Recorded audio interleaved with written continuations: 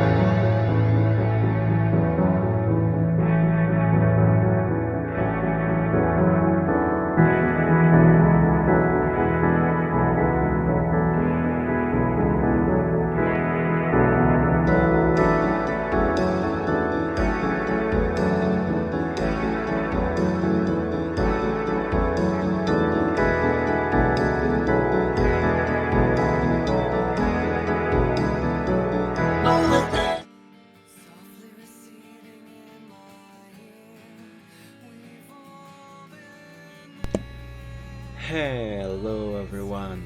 Today's Sunday. Time for Chill Art Sunday. Welcome to the stream everyone. I hope you have a great week. I hope you are doing very well. And happy Sunday. Now, shall we get started? Let me open the PSD file from this project. And let's get started on today's works. Now, on the last Sunday, I have finally finished making the final line art with vectors on CorelDRAW. So now all I gotta do is color and shade. And this is actually the part that I find to be the most fun. So yeah, this is definitely going to be far more interesting than sitting through making a bunch of vector lines on CorelDRAW for hours and hours and never finishing anything on the same stream. Oh boy. Alright, so like I said, on the last Sunday I have finished drawing all the lines. Now all I gotta do is color them. I have already, however, imported them into Photoshop, so everything here is now pretty much finished and ready for coloring. Let me just turn on my fan over here because it is a little warm now. There we go. That's much better. Oops! I accidentally hit my desk. There we go. So yeah, let's paint. My kitten is taking a nap over there on the carpet. He's so cute. He's keeping me company. I am going to be drawing. It's going to be a good Sunday. Right, let's see here. Let me do a quick recap on what I have arranged here. So I did already sort out the base layers that I need for contrast, so those are fine. I did bring in a couple samples that I might need. Alright. I did already create the layers that will receive the color, and each one of these is underneath the layer where the line art is located. And alright, I guess I am going to start by generating, quote unquote generating, a basic color set. So let's pick the color. Yeah, I actually have already picked the color from here. I am going to do a little change on this shade of orange for Charizard, however. Actually, you know what I'm going to do instead? I'm going to use the same shade of orange I have used for Charizard, but from a previous picture that I have drawn some time ago. If I can remember what that thing is called.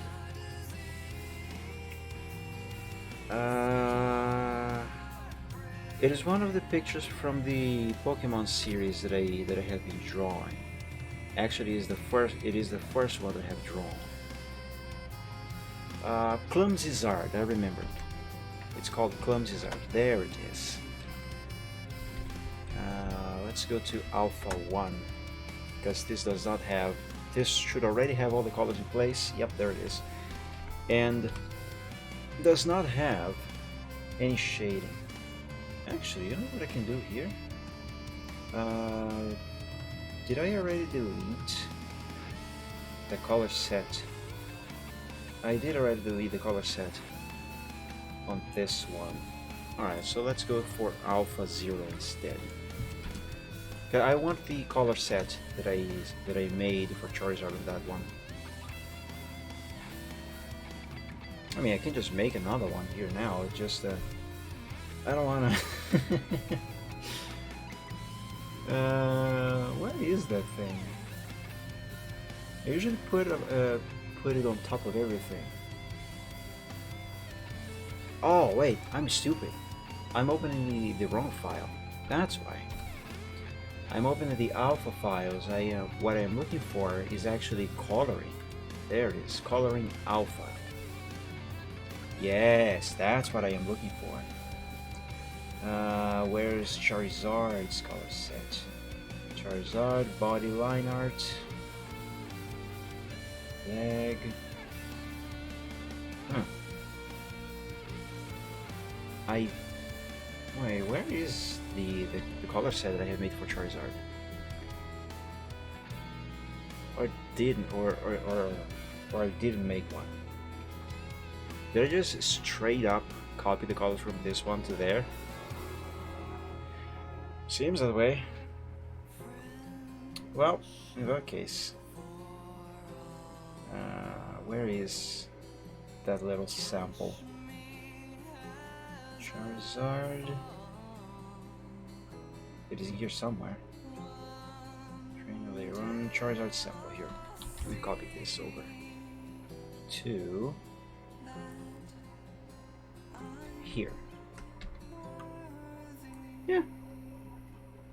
Now you see, the reason why I wanted to use those colors is because they are far more vivid than on this screenshot from the anime. Let's name this sample 1 and rename sample 1 to 2 and sample 2 to 3. Still, I could swear I had made a color set for Charizard with this one. I could swear. Well, guess I was mistaken. Alright, so let's see that color for his skin scales. I don't know. And another one for his on the belly. Go. Now the base color for the inside of his wings. What else? Yeah, that should be fine. I'm gonna need a shade of white for his claw and fang and eye. There we go, let's use that. That is not pure white. That is just dark enough that it isn't actual white. And the reason for that is because, I don't know, let's say for some reason I need to copy this over to somewhere else and like MS Paint for example. So by default the transparency color on most programs is white, so if I were to copy a pure white thing, it would arrive on the other program as with transparency, and usually that is not something that I want, because then I gotta go there and fix that, and sometimes it can be problematic. Anyway, so this here should be the basic colors for Charizard. I am not going to copy colors from his tail flame, however, because those I am going to, I mean, his tail flame is something that I am going to make on my own, because I'm gonna make the flames be different. Alright, now you see that I have just duplicated this layer and made an exact copy of itself, and that's because I am going to make all of these colors a little darker at the same time. And the reason for this is because the brighter colors are going to be what I will use to color Charizard himself, and while the darker colors are going to be the colors I am going to use to color his line arts. So yeah, I'm gonna make them a little darker.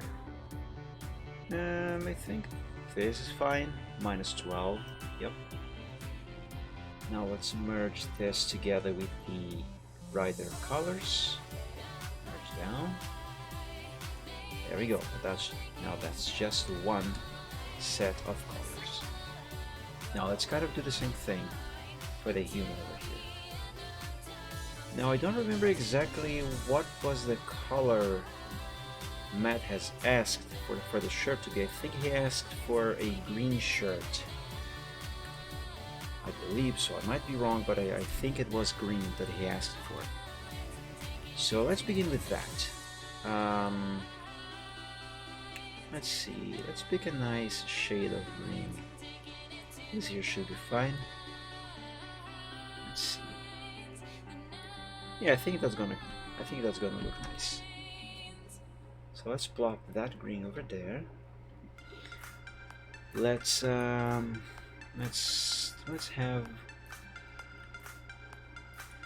and make a skin tone. Actually, you know what? I'm just gonna copy from here and maybe tweak this a little bit. And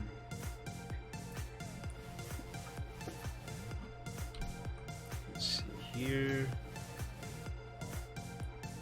Yeah, that might work. I think I might need to change this color to something a little better, but for now that shade seems to be good. So let's put that there. Now his pants, I drew these assuming that they are jeans, so let's grab a shade of ocean blue, or just dark blue. Hey Matt, I just talked about you. Happy Sunday, welcome to the stream and thank you for joining. I am doing well, thank you. How about you? Yeah, that shade of blue seems good for the pants. So let's put that there. Now shoes, let's use brown, because yes, shoes. These are not sneakers. Shoes are usually kind of brownish. Actually, no. Or yes. Well, it depends on the shoe. There are brown shoes, there are black shoes. Let's go with brown. That there seems fine. That is very good to know, Matt. I hope you do better, whatever's going on. There we go, brown. His hair seems to be brown also, but obviously I cannot use the same shade of brown as the shoes, because that would be odd. Let's see here. Let's move this thing to there. And let's see what this looks like. That actually looks fine. I might invert these shades of brown, however. So let me undo this. If the top color is my skin, should be very slightly darker. Okay, I'm gonna work that. What I was gonna do? All right, let's make this here be the shade of brown for his hair, and this one be the shade of brown for the shoes. Yeah, that seems fine.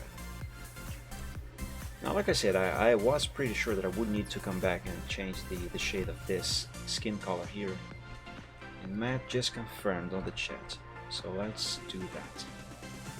A little lighter for the hair. Okie dokie. Let's see, actually I'm going to use colorize. Colorize might have been a bad idea. Instead, let's select this color. And let's work with this color picker thingy. Let's see. Let me unselect that.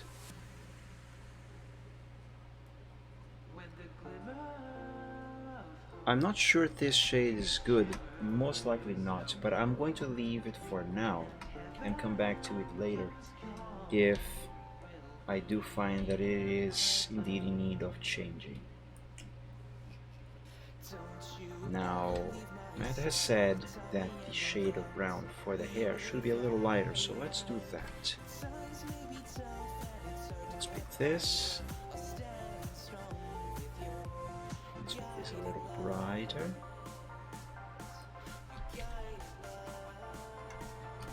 Let's try it out.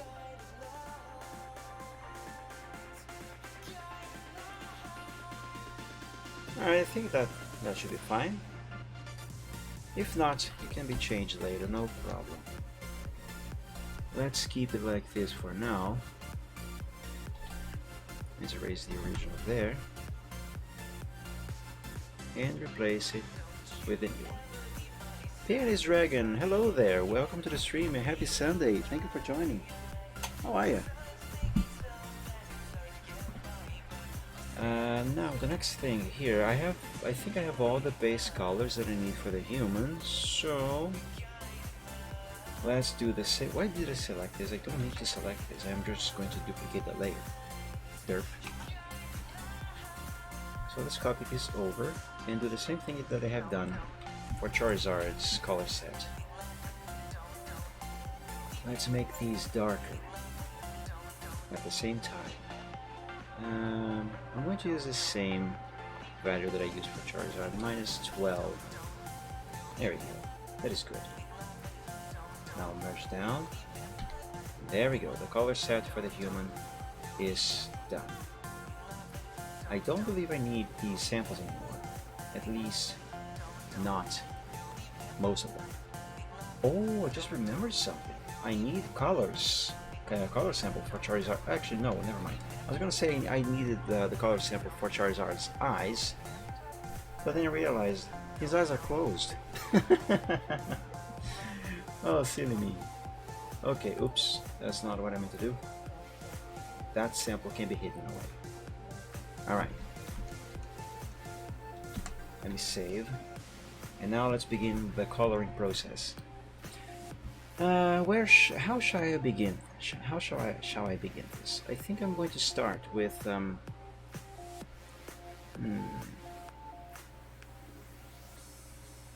I think I'm going to start by coloring the human, and then I am going to do Charizard.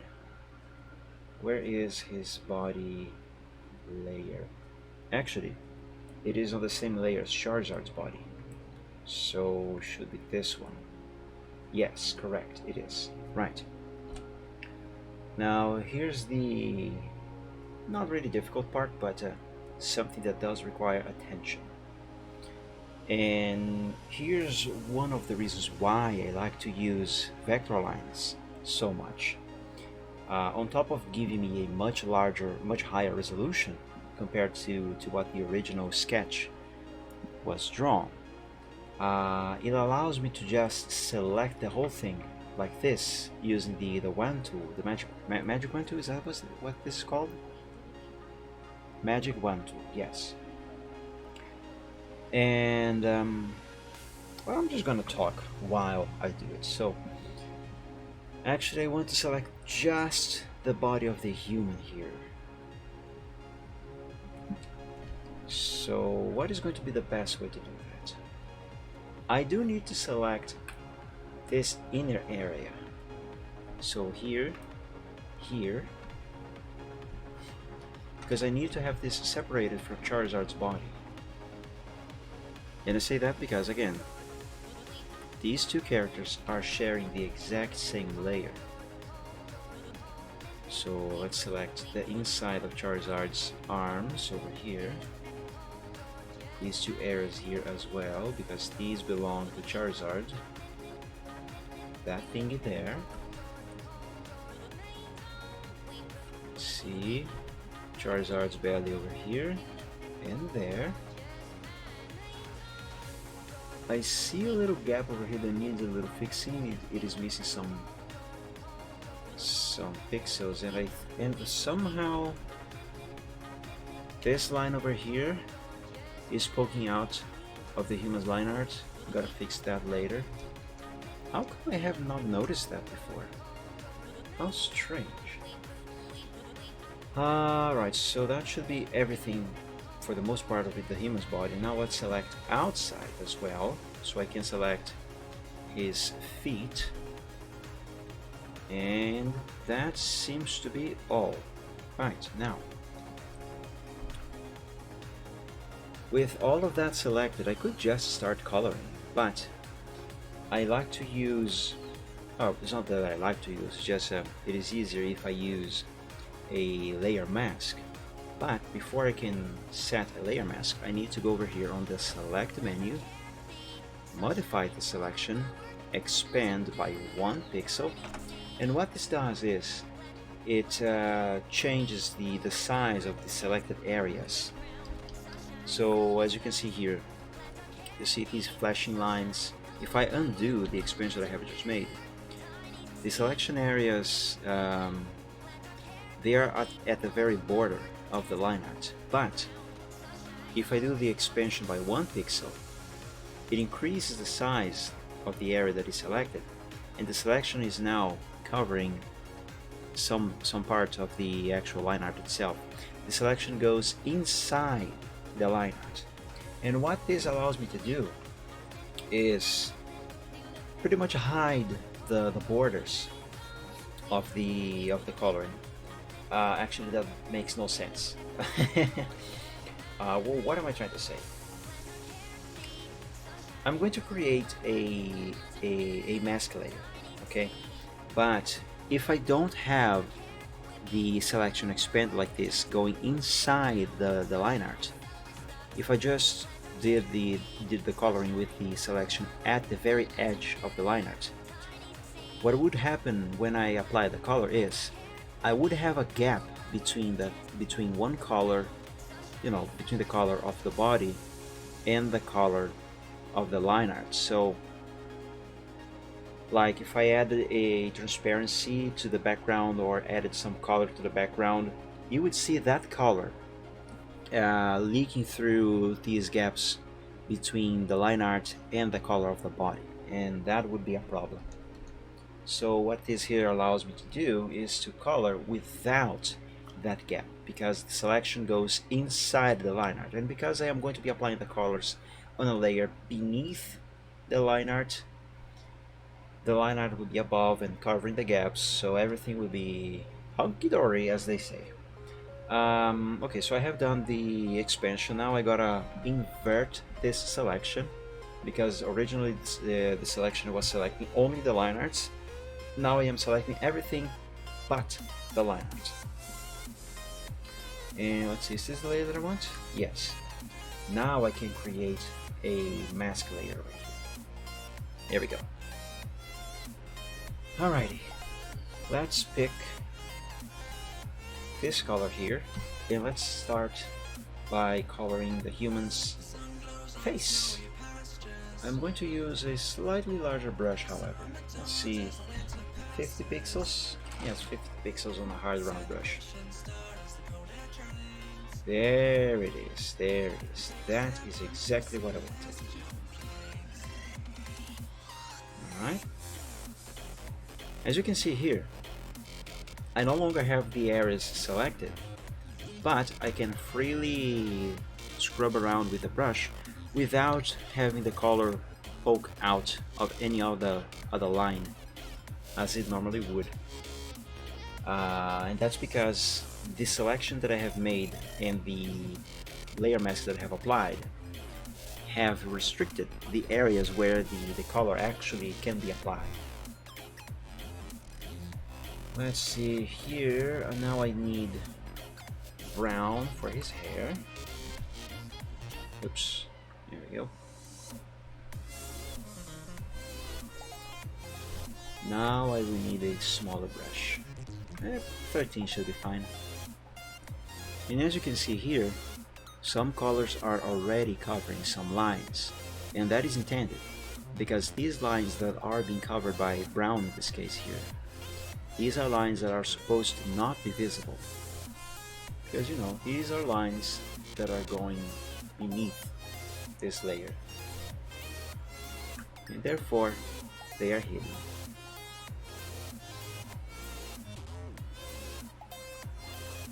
There we go. I can be a little more careless with this part here, because this is just the edge of the layer mask, so no problem. Now on the inner area here, however, I do have to be a little more careful because I do not want to leak this brown into the skin color there. Otherwise I'm gonna have to switch to that color and do a little fix. That hair color shade looks good. Oh, that's good to know, Matt. I hope it stays good like this. Alright, let's do this part here. Kind of a sideburn. There we go. Let's finish this over here. And that seems good. The hair is colored. see, the hand is fine. I don't believe I need to apply any more skin colors to anywhere else. I'm assuming he's wearing socks, so yeah, no need to apply that over here. Let's keep the skin color on the color selection there, but the primary color here is now going to be switched for green for his shirt. And the reason why I am keeping the skin color in the selection for now is because I'm going to apply green over here. So in the event that I accidentally do this, whoop, wait, what happened here? That's what I meant to say when I said whoop, you know, have the green accidentally leak into the other color, then I could just either undo here or switch the colors and do a little fix like this. So yeah, I'm keeping that other color here for practice. No, I don't know. Just because it is handy. Practice is not even a word. I don't know what I'm trying to say.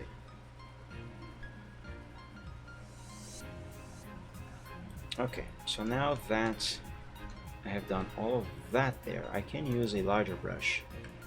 I needed a smaller brush for that area, just so I would have more accuracy and not accidentally have the green go over the skin.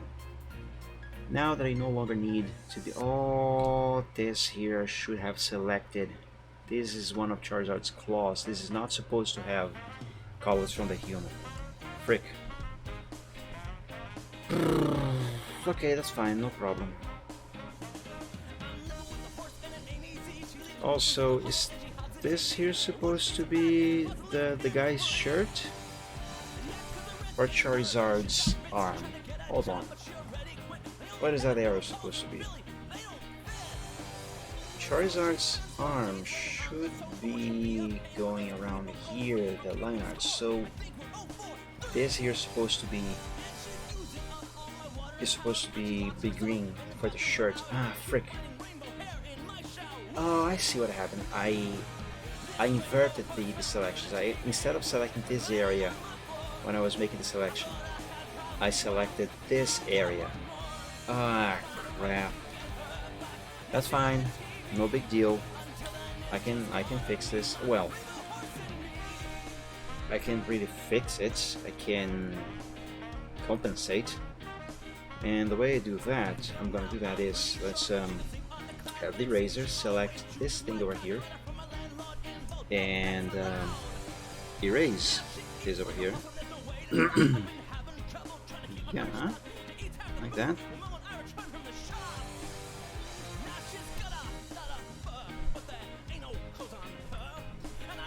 Now, switch back to the brush, pick a smaller one. I still have this thing selected. And yes, this here, they are different things. Not exactly sure what they're called, but they are there. And what I'm going to do here is I need white. There's actually only two colors, black and white. So I need white there, and that is already black. And now I can apply this over here, because what this is doing, poked out there, no problem, can fix it. What this is doing is, it is essentially erasing part of the area that was not selected when I made the mask. So it is adding to the mask. Now let's remove this over here. Now that should be correct. Right, oh, I see some green poking out over there. We can fix that. There we go. That's another thing. I'm gonna have to look around and check for any corners that have colors leaking. Okay, so that is done. Let's select this block back. Have green again, and now I can use a large brush again. 119 pixels, sure, why not? Let's color this part of his shirt. right? Now let's send green to the secondary color, and the primary, let's pick blue for his pants. A smaller brush. Let's zoom in and let's paint this part here.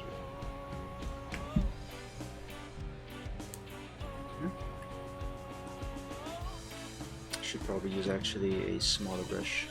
There we go, brush 13. As you can see, the brush is going inside the black line art over there, but it is not going past that line. And that is exactly what I intend, because the blue is not supposed to show past that line over there. Not above.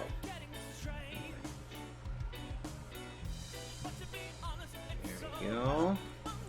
Now I can use a larger brush. I said larger. At 160, that is very much larger. I'm going to need less zoom. There we go. Nice. Perfect. Oh my god, his shoes are also blue. Everything's blue now. Okay, let's pick brown here for his shoes. Let's do his shoes first, and then I'm gonna do his socks. Actually, I have not set a color for his socks. Forgot about that. Or the soles of his shoes. Oh boy, no problem. That is actually very easy and simple to do.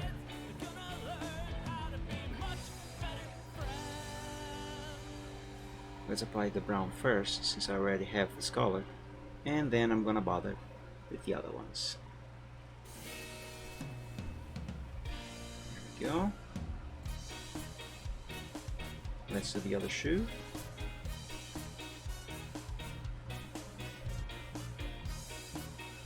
Carefully and gently, slow does it. I don't want this brown to go into the sock or into the pant. There we go. There we go. Nice. Let's give the soles a color. I don't want them to be the same brown as the shoes themselves. Like this, it kind of looks like the shoes are covered in mud. Like the shoes are blue, but he stepped on mud.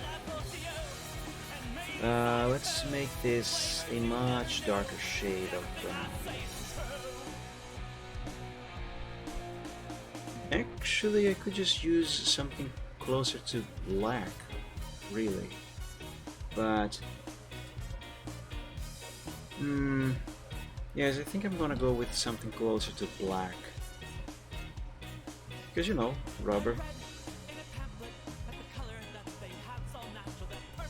It still has a hint of brown, but it is much closer to black now, so this should look more like rubber. Should use a smaller brush here for accuracy. Well, for more accuracy. I'm already being as accurate as I can possibly be. Now I can use a larger brush.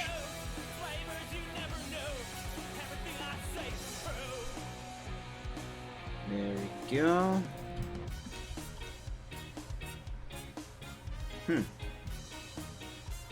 Except for the fact that these shoes are not going up his ankle. This kind of looks like a pair of boots now. That wasn't exactly what I intended, but it is what it is now. Let's do the sole for this one here. And you must not forget to add this shade of whatever this color is to the color set. There we go. Now, one thing I have learned is that when you are wearing shoes of any color, the socks you wear should match the colors of that shoe. Otherwise, it's going to look weird and people are going to look at you and they're going to judge you and such. So, The color for the socks should be something. Well, maybe he could be wearing black socks. It should look fine. I don't want pure black, however. I have shoes that are those exact colors actually. Really? Oh, that's convenient. Okay, let's add this over here. And let's make this darker. For the lines, you know? That is almost pure black. But it isn't. Okie dokie. Actually, I could use the same no, you know, never mind. Never mind what I was gonna say. I'm actually going to make his socks also brown, but a dark shade of brown. And I am going to base this shade of brown on this shade of brown that I'm going to be using for the line art of his hair. Actually, I have a pair of socks that is a very dark shade of brown. So yeah, this is kind of accurate. There we go. That should be fine. Let's apply and see if it is really fine. Also, I need to change the shade of blue inside the pant there. There, frick, wrong layer. There we go.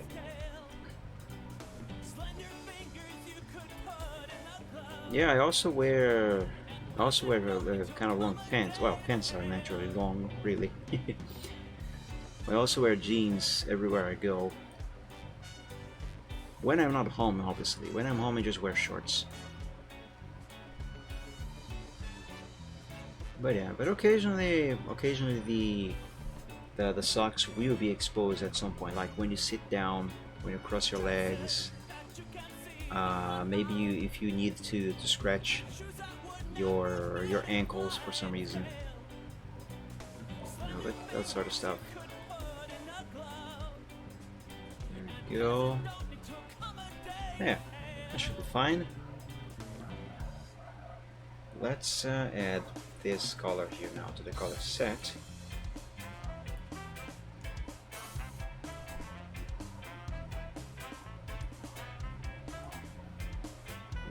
Hot, so I honestly don't really pay attention to my socks or my shoes. Yeah, I like to wear shorts a lot because it is very warm most of the time where I live. And the reason why I don't wear shorts outside of home anymore, I used to, but the reason why I don't, since I was, how old was I? In 2008. I cannot do math. Okay, so wait, no, I did this wrong. Okay, I was 20 years old in 2008. My God. So yeah, I don't wear shorts outside of home anymore since I was 20 in 2008 because now I have to wear compression socks because I had thrombosis in that year, and so I don't want people seeing the compression socks. So I wear pants all the time when I am at home. But when I'm home, I only wear shorts, except when it's cold, obviously.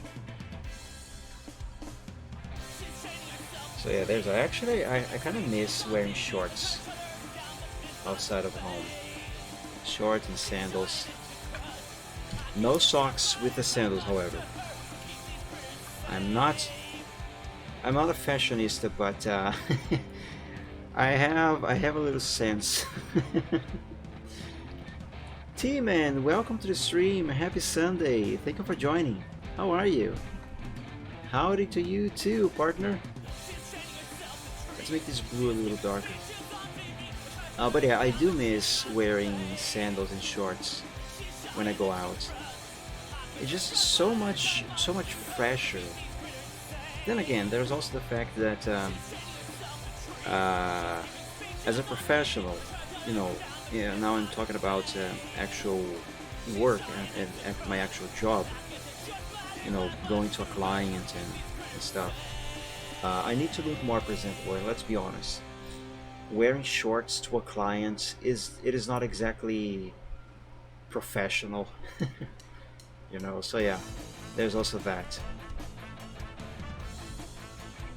But then again, I could just wear shorts and sandals if I am just going to downtown, like, you know, to run some errands, go to the bank, do a payment, go to the supermarket and such.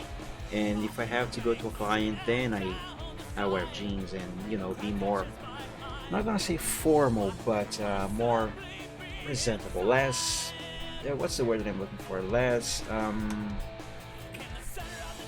casual. I think that's what I'm trying to say. I'm gonna make a little change here on the color set for the human, because I need to add 2 extra colors for the pants. One is going to be this darker shade of blue that I use for the inside of the pants. Should go here. And oops, gotta select this. Oh, I have already selected.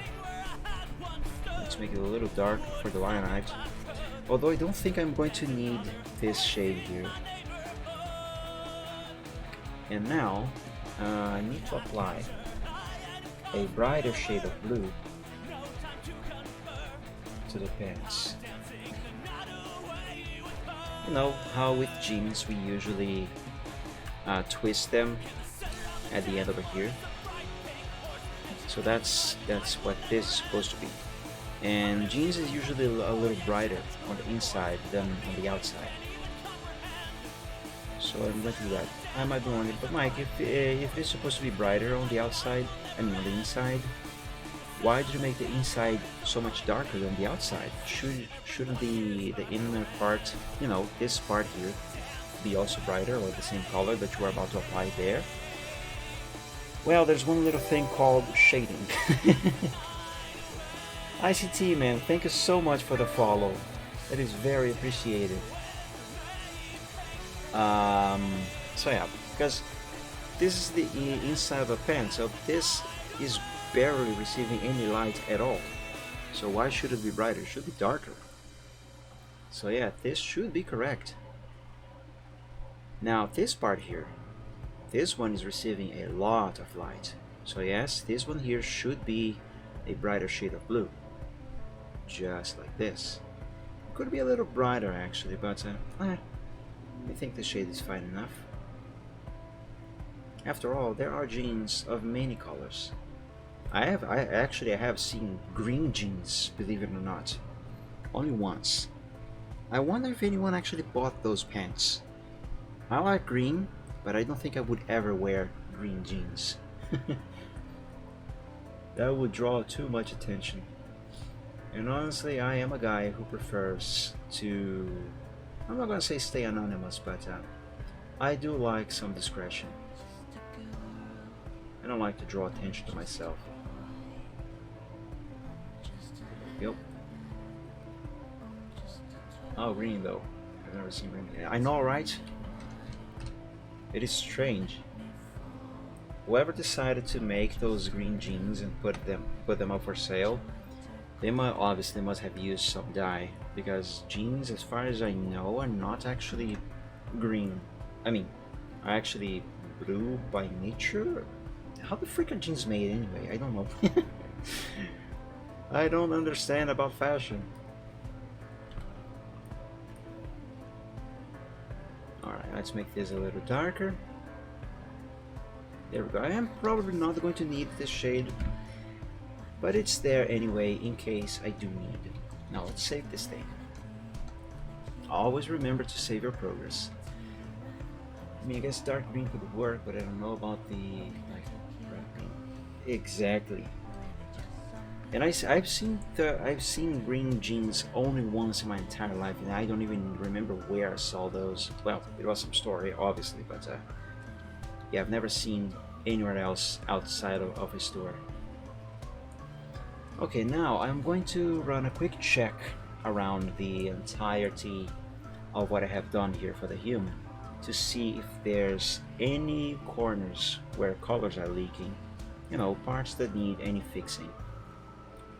So everything seems fine on his head. That is good. Over here seems to be fine as well. His arm is good. His hand is as good as I could possibly make them. I am going, however, to, even though it is not very apparent, I want to see bright orange jeans. My god! I'm pretty sure those must exist somewhere. I'm going to do a little thingy here on these corners just in case. Like the TikTok guy. Looks better than my aerial life pants. That reminds me, I need to buy me somewhere some new pants and shorts and shirts. I don't know if I have lost weight or my pants and shorts have just somehow stretched on the waist, but they are falling off. I need to wear a belt now. And mind you, I've always been a skinny guy. Oops, I went way too far here. Oh my god. There we go. Still look better than my hands. I don't know what to make out of that. Oh, here. See this blue over here in between the black line? This is the kind of thing that I'm looking for. When I say that I am going to check if there are any colors leaking out on corners, this is the kind of thing that I am referred to. So let's fix this. Here we go. Oh, TikTok. Almost nobody that I know likes TikTok. If you tell them about TikTok, they're gonna go like, ew, you go on TikTok. I have lost all respect to you. You're dead to me. That kind of stuff. I remember that I need to do a couple fixes on the line art itself over here. So let's do them. So let's do that there. Mr. Eraser, I need you. Did the music stop?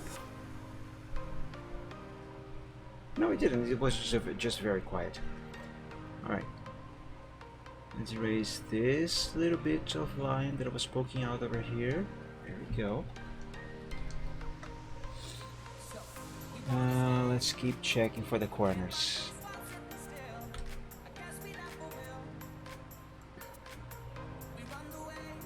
I never use TikTok myself.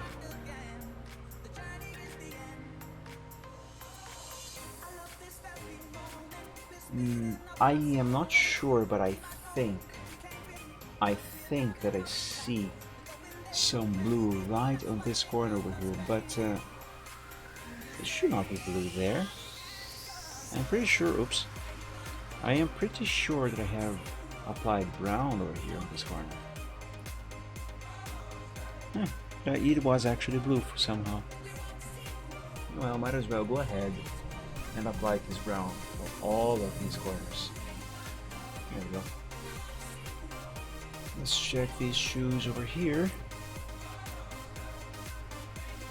Alright, the shoe seems fine. Girl, your shoes are stunning. I don't know. Okay, the human is done. All of his basic colors are in place. Yes, I know I have not colored his line arts yet. That is something that will be done later. Because the way I work is I first color the characters, I give them all of their colors, and then I color their line arts. So it is kind of a two-step process.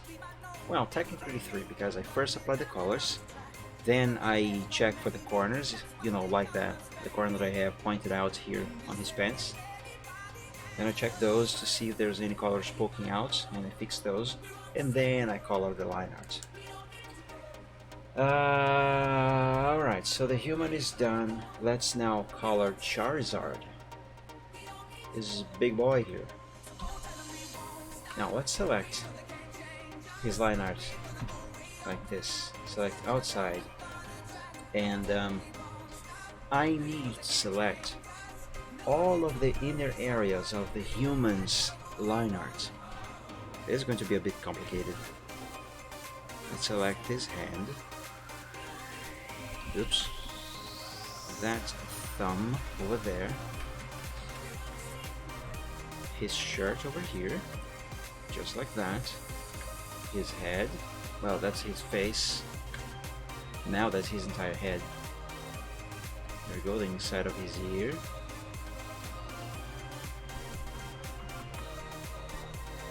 this part of his shirt as well. Oh, that reminds me, there's also this area here. There we go. The back pockets, his pant. Now you can already tell that the selection is not selecting everything, like over here for example. Let me zoom in for you to see. You see this black line going here and there? The selection is going to up here only, but there's still blue over here, and this needs to be selected as well. I cannot easily select this, however, so I'm very likely gonna have to come back here later and do some fixes, because when I apply colors to Charizard, Charizard's colors are going to poke out here on this part here, not inside here, but on this corner here, so I will have to come back here later to fix that. What else do I need to select here on the human? Alright, the end of his pants, down here, his socks as well, and obviously all of his shoes. Here's another example of thing that I'm gonna probably need to come back later, and fix. Also here, the inner part of his pants. Ooh, this area here. This is unselectable. At least this one here is. Alright. I think that I have selected everything that I need to select. Let me do a quick run through. Okay, seems fine. Alright. I could select Charizard's underbelly as well to have that be on a separate layer, but not gonna. I'm going now to create a new layer. Oh, hold on. Do I want the layer for Charizard's colors to be above or below the human's colors? I'm gonna make it above. Almost forgot. Gotta select, modify, and expand by 1. Invert the selection. Now I can create the layer disk. There we go. Now Charizard's colors. Pretty please. Orange for his body, and whatever that color is for his belly. Let's zoom out a bit. Oh, I forgot to to name this. Charizard body colors. That reminds me, I gotta change the name of this layer here to human colors. Here we go. Now, what do I want? I want a large, hard, round brush. Let's use a size 200. Yeah, that seems fine. Let's apply colors to Charizard, eh? There we go. Oh, frick. I just applied orange to the human's cheek. There's one part of his body there that apparently I forgot to select. Crap. That's fine. That is fine. I can go back to that and fix it. It's easy.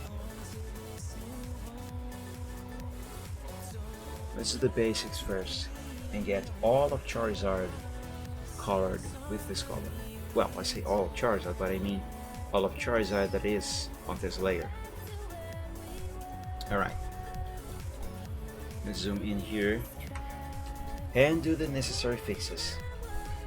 So here, see this little orange poking on the human's thumb over there? That needs to go away. So let's use this small brush here. There we go. So that has been removed. Good.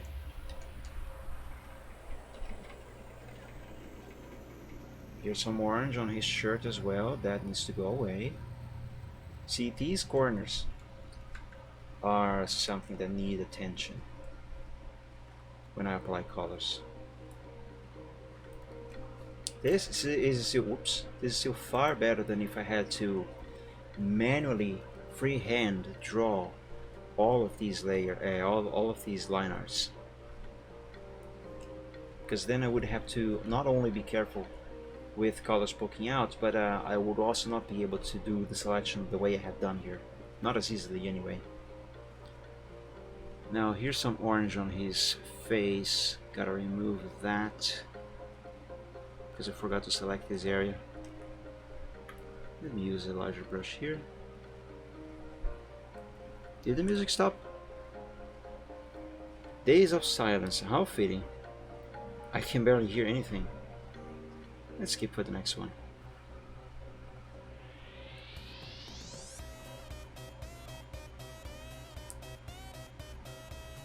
I like this song actually. Actually, I use this one as the ringtone on my phone. Is that brown I see there? Is it? Shouldn't be. No, that was orange. Somehow. Alright. Let's check this corner here just in case.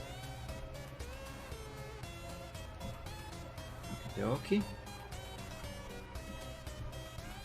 Ah, here's more orange on the shirt. Let's remove this here. Here we go.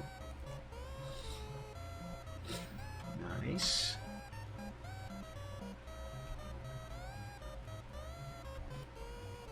Everything seems fine here, but not here. There's another corner with color leaking. I see more orange here on the pant.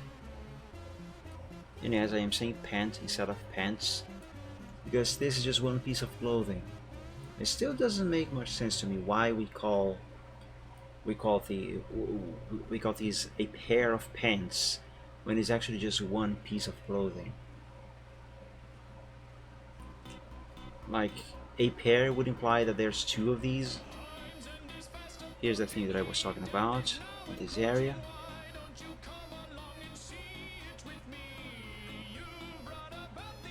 Some more over here.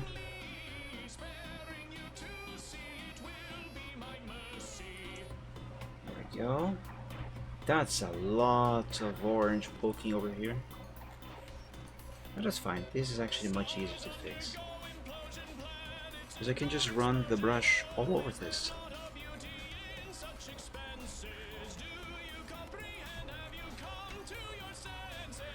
Some down here as well. Nice. Let's go to the other foot. Here's that area that I said was unselectable. Oops. Here we go. There's more orange over there and over here. Some over here maybe. And that should be all of the fixes that I needed to apply here. So let's save. And now select this thing here, switch to the other color, and let's color Charizard's belly over here.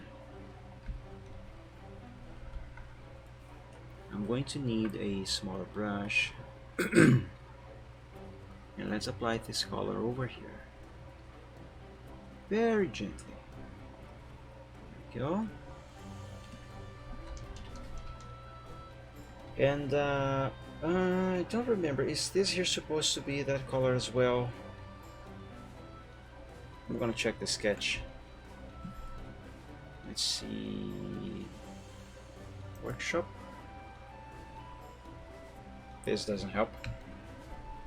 Let me see Charizard's progress sheet maybe. Where is that? Ah, here it is.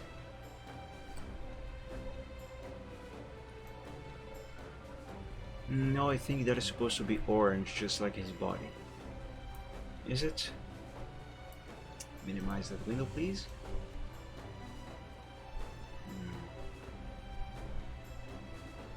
Okay, yes, I am right. The line art for the belly, for the underbelly, is going like this. So it should be running across over here, more or less. So yeah, this area here is supposed to be that color. Now all of this here, however, is not.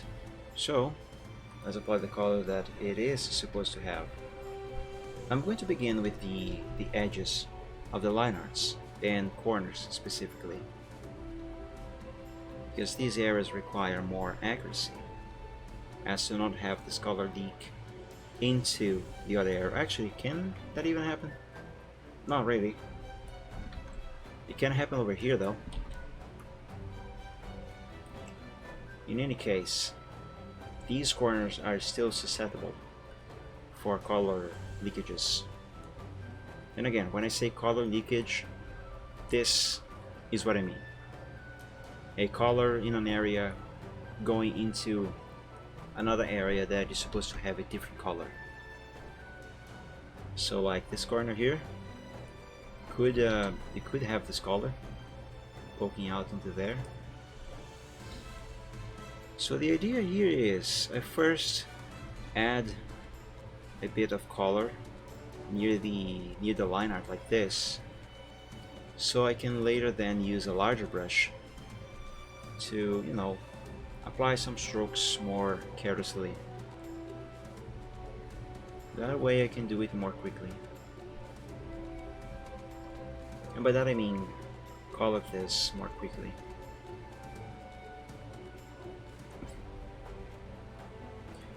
By the way, guys, I just remembered something. Did you know I almost had a car crash this week? Thank God I didn't.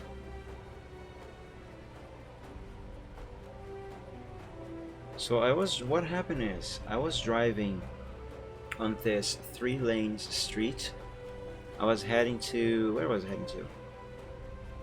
I don't remember where exactly I was heading to. But this street that I was driving on, it has 3 lanes, and it ends on an avenue that has 2 lanes in each direction, and they are divided by a barrier. And I needed to turn left on that avenue, and then immediately take a right. So the way, actually, it is going to be easier to explain this if I illustrate. Let me make a new file here. This is going to be quick. 500, 500. Okay, so what am I doing?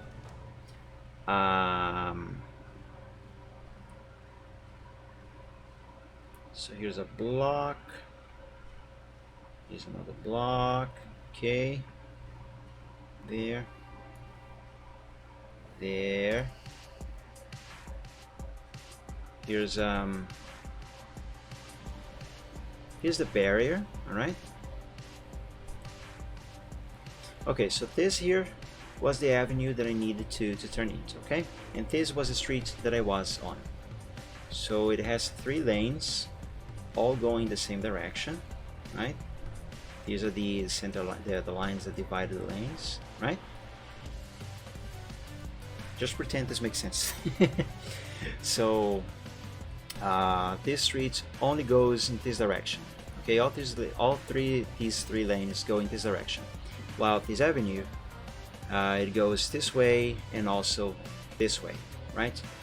So cars driving on this lane and this lane, they can only turn left on this avenue, like here, over here. And this avenue has 2 lanes in each direction. So vehicles driving on the center lane here, they need to turn into the into the right lane on the avenue. That's mandatory. So that's what I needed to do. Because I needed to turn into this street over here, I needed to be on the right lane, so therefore I needed to be on the center lane. And vehicles driving on the left lane over here, they must turn into the left lane on the avenue. They can change back to the other lane later if they want, but on this part here they need to do this. And the cars driving on the rightmost lane, they can only turn right in the avenue, so in this direction. So what happened is,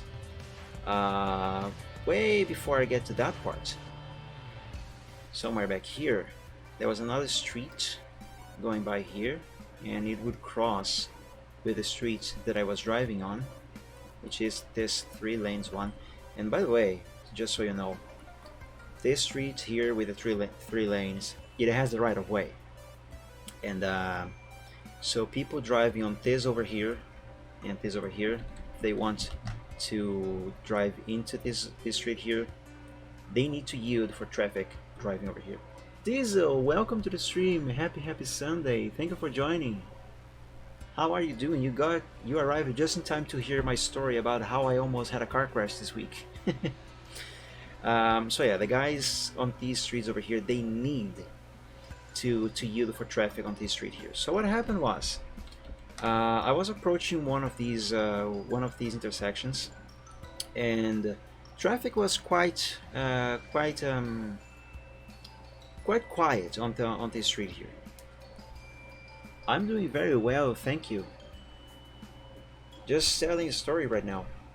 So traffic was quiet, it was peaceful on this street, it was flowing perfectly fine, there weren't many cars, and the speed limit on this street is 50 kilometers an hour.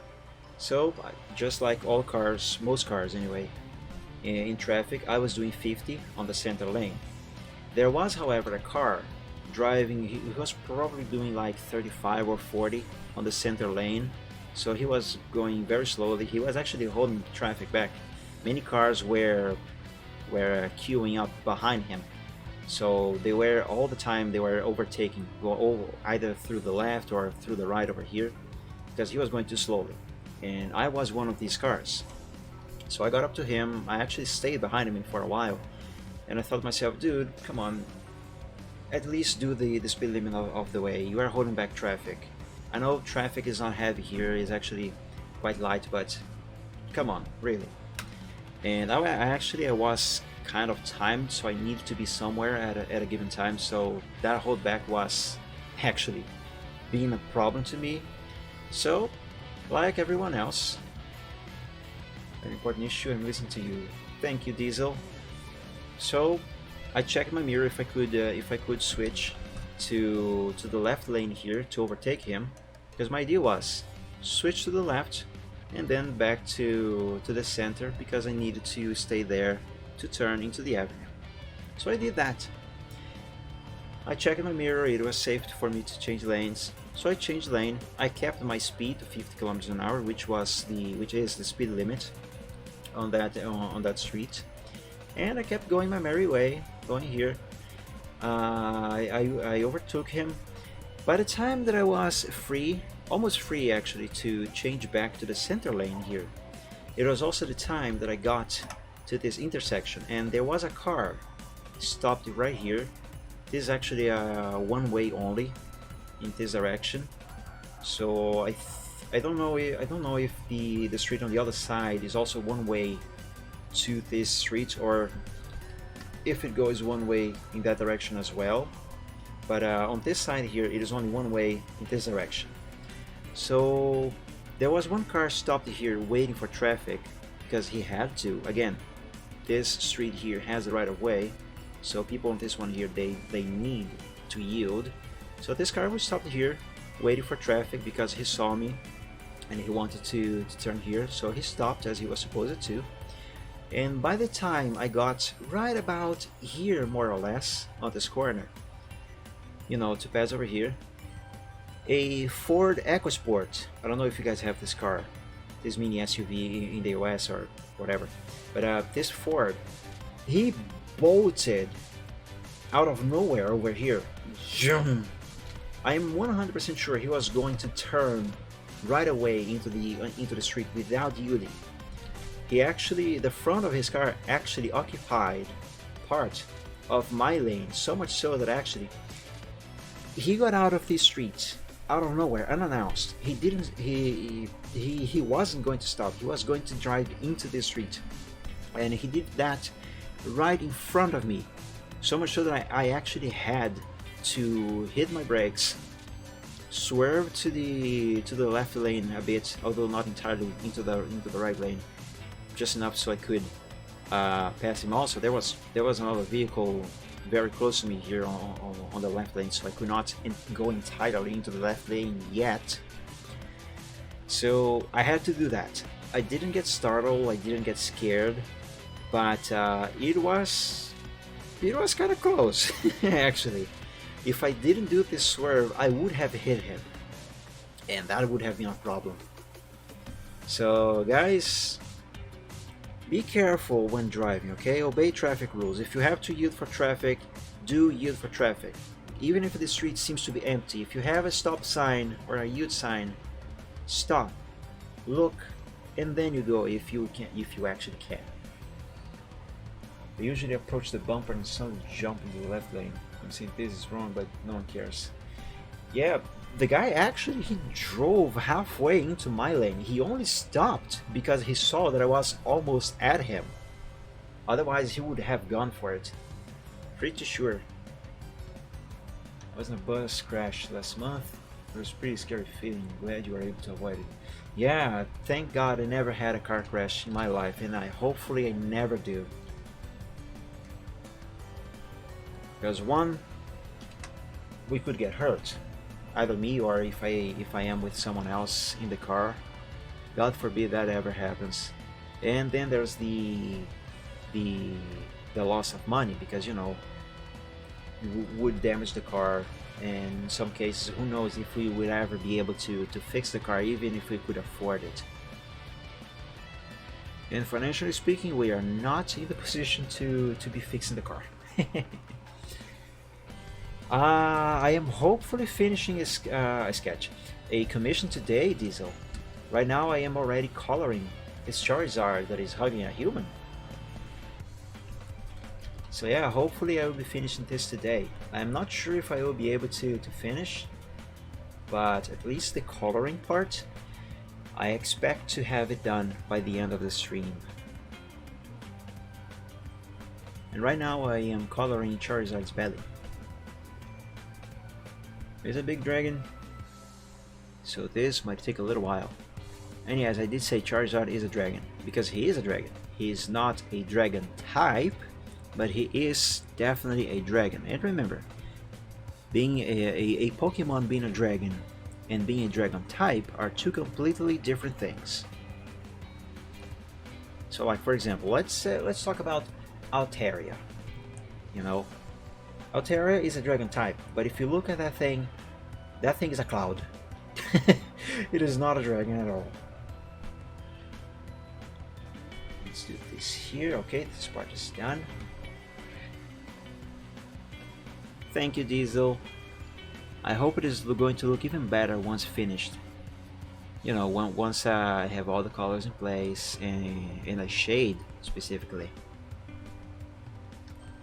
A good shading makes a lot of difference on a picture, because with the proper shading you can actually make a simple cartoony 2D picture actually look 3D, kind of. I'm not saying that I can do that. God, I wish I could, but it is something that is very, very possible. Many artists do.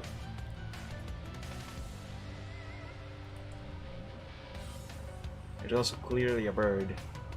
Yes, Altaria. He's talking about the Pokemon Altaria. Altaria, Diesel. This thing here. Altaria. Yeah, it is a bird inside a cloud.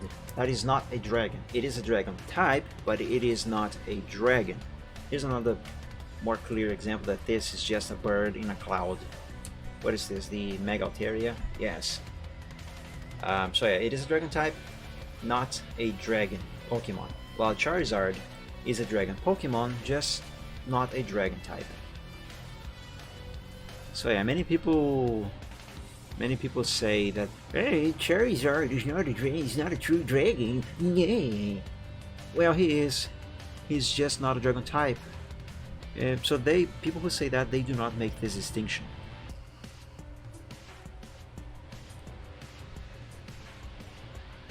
Yeah, the one, the Game Freak. Well, to be fair, Pianist, there are worse, there are worse Pokemon out there. And for the record, I am not a what did I call it? Gen Wooner, I think. Yeah, I'm not one of those. But yeah, there are many Pokemon designs that I personally do not enjoy.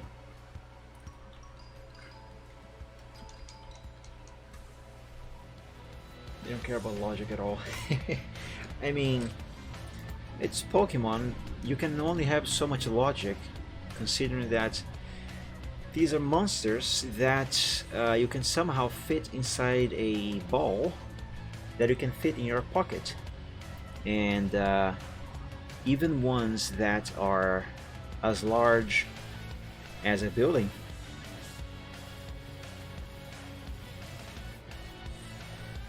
Now, it would be kind of cool if Pokemon could be real. Don't get me wrong. Have a Charizard. It would be cool, I guess. But then again, let's think about the logistics of having a Pokemon, especially a large one like a Charizard or maybe, I don't know, a Wailord, for example. Let's think about the logistics of what having these things actually would not imply, but you know what they would be like. For one, you would have to pick up after them, and if you think it is already bad to clean up after a large dog, for example, imagine what it would be to clean up after, I don't know, a Tyranitar, a Wailord, Charizard, and then there's the feeding these things. It would cost a fortune to feed these things, and you might say, oh, but they only eat kibble. At least in the anime, it seems that they only eat kibble most of the time. You know, kibble fruits. You know, like when Ash pours food in bowls for Pikachu, even Charizard. Ash does have a Charizard after all. You know, oh, they only eat those things. They cannot cost that much. Dude, have you never had a cat? I have to buy 2 packs of 1 kilogram of cat food like once a week, and that adds up. And the larger the animal, the more food they consume, therefore the more food you have to buy for them. That adds up very quickly. It does get expensive. Imagine having to do that for a Charizard, a freaking Charizard. And remember, Charizard, though not depicted as such in the anime, look at these fangs. Charizard is a carnivore, okay? These things here, only carnivores have teeth like this. These are meant to sink into flesh. So these things, they need meat. Meat is expensive. So yeah, feed them would be a nightmare financially, and maybe even, I don't know, physically, because you do know what happens when you don't feed a lion, you know? There are people who have a lion, who have a tiger, who have even a mountain lion as pets, and yes, you can have them as pets, but you have to feed those things. If you don't feed them, they are very likely going to try and feed on you. So yeah, you gotta feed them. Otherwise, you may be at risk. So yeah, have a Pokemon probably would be cool, but have the large ones, that would be a problem. Yeah, it would be fine for an Eevee. Like Eevees are cute, they are small. It would be close to having a cat or a small dog. But I have large Pokemon like Charizard, Wailords, Tyranitars. Tyranitar is a freaking dinosaur. Come on, he's a kaiju. That would be a very big problem. Literally a big problem. So yeah, it's best that they stay virtual pocket monsters. And the same thing kind of applies to dragons, for that matter. And I mean actual dragons, not dragon Pokemon. Dragons are really cool. I like dragons. That is no secret to anyone. Sometimes I kind of wish dragons were real, preferably the kind that is more friendly, like Spyro, for example. But let's be honest. Have a dragon or have dragons around in our world would be a massive problem. For one, they breathe fire, and two, they are carnivores by nature and they are big. They would unbalance the ecosystem very quickly, very easily. I see some orange poking out over there. Here we go, fix, or very quick fix over there. So yeah, these creatures, they're amazing, they're very cool, but for practical purposes, it's best that they stay fictional. I still think it would be awesome to have dragons in real life, though. It's just the having them around that would be a problem. Feeding, cleaning up after. Oh my god.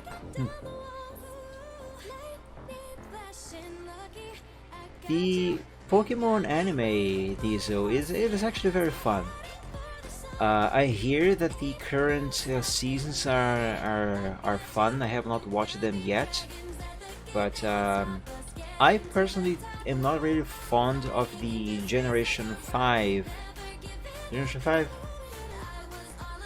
Yeah, of the Generation 5 and early Generation 7 base seasons of the anime. I think those are kind of boring, but the early seasons, the ones based on Generations 1, 2, and 3 specifically, or mainly, even Generation 4 actually, those are very, very fun. Really, really fun. I love those. Actually, yes, you do need to watch. It is a fun watch, even if you don't ever play the games. And if you play the games, that is actually even more fun, because you can recognize things from the games in there. And you can also say, hey, that is wrong, that is not how it is in the games. So yeah, it is a fun watch actually. Okay, so let's see here. Charizard is the main part of his body anyway, is done. Let me save. Now I'm going to keep the orange of his body on the secondary color, but I want this shade of white because it is time to color his claws. Start watching tomorrow. That is awesome, Diesel. Start with the start from the start. Start with the first season, where Ash gets Pikachu. He gets Pikachu. He meets Brock. He meets Professor Oak, obviously. He meets Misty. It is a fun watch.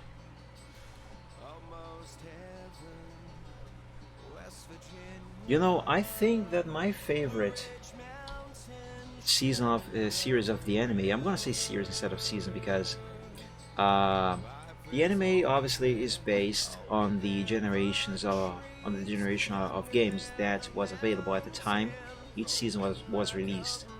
So each, let's say, generation, quote unquote, of the anime, it actually can have multiple seasons. So like the Generation 2 based episodes, if I'm not mistaken, they have like 2 or 3 seasons. So yeah, I think my favorite ones on the anime definitely must be the ones based on Generation 2 of the Pokemon games, which can be a little biased for me to say because Generation 2 is also my favorite generation of the games. Not the Kanto region. I was gonna say Hoenn region. No, that is wrong. Kanto is the first region. Hoenn is the third region in Generation 3. God, what is the name of the second region for Generation 2? Crap, I can't remember. Kanto, Hoenn. Ah, my God, I can't remember. It is my favorite, but I can't remember. How disgraceful. But anyway, it is my favorite one. Such a pretty place. Kanto, Hoenn. Google, help me. Pokemon regions.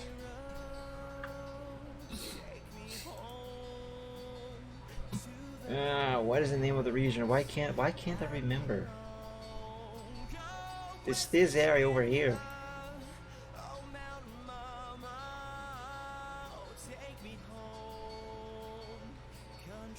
In the side series, in the core series. Kanto, Savvy Island, Johto, that's the name of the region. That is my favorite one. Dude, the intro, the theme song for the first season of the Johto series, that is so freaking cool. I remember actually when I was a kid, I would watch it on TV, and I loved it so much that I would literally set the TV volume to the max and have that intro play on full blast, and I would sing along. It was so cool. I still find it so very cool. Do you know Bakugan and Beyblade? Only by name, Diesel. Only by name. I think I might have watched a few bits of both of them. I might have watched a couple episodes of Beyblade when it was on TV, but I didn't actually like them. Actually, if I'm honest, even though I am saying that I like the Pokemon anime, I don't like animes in general. I find them to be too weird. Too weird and nonsensical. There's only a very select few that I actually like, that I actually enjoy, that I can, that are not crazy enough that I look at them and say, this is weird. But yeah, there are very few. I can actually name from memory all of the animes that I enjoy, and they are Pokemon, Superbook, Space Dandy. Even though Space Dandy is almost borderline weird enough that I would not enjoy it, but it is fun. I like it. And obviously Bebop Space Cowboy, I think that's what it's called. That's a very fun one, actually. I really wish they would add that to Netflix. I watched it once, I think. I don't remember if I have watched all seasons of it. I watched it with a friend, but I don't think I have watched all seasons. I really would like to go back to that and watch everything. So yeah, these are the animes that I like. And apparently Netflix was going to make a live action of Space Cowboy. Wait, I'm butchering the name of that anime. Bebop Space Cowboy. I'm going to check if I am actually saying the name wrong. Cowboy Bebop. That's the name. So apparently Netflix was going to make a live action version of that anime. I have no idea if they canceled that thing, if they are still making, because the first time I saw about that, it was like 2 years ago maybe, and I haven't heard anything about that since. So yeah, I hope that if they actually go through with that project, that they make it right, because the anime, it is quite fun. There's one thing I don't understand about Cowboy Bebop. In the story, in that universe, in the plot, let me say this. They had to leave Earth because Earth became uninhabitable, and so they terraformed other places. Like they terraformed Mars, they terraformed some sort of space station, and those are just like Earth as we know Earth, and Earth is a wasteland. And I think to myself, hey, if they can do such a perfect job at terraforming those places, why they don't re-terraform Earth? Come on, it's Earth. If you can do that on a, I don't know, a space station, which is not a planet, why don't you go back and fix Earth? Just do it. I don't know, maybe there is an actual reason and I just haven't got to it in the anime. Anyway, so let's see here. Charizard. Alright, Charizard's body is done. The main part of his body is done. So now I can move on to other layers of his body. Let's do, how about we do this wing over here, his left wing. Yes, let's do that. Let's see, Charizard right wing, Charizard left wing. This here should be the line art for the, yes, that part. Let's see, okay, this is not what I want.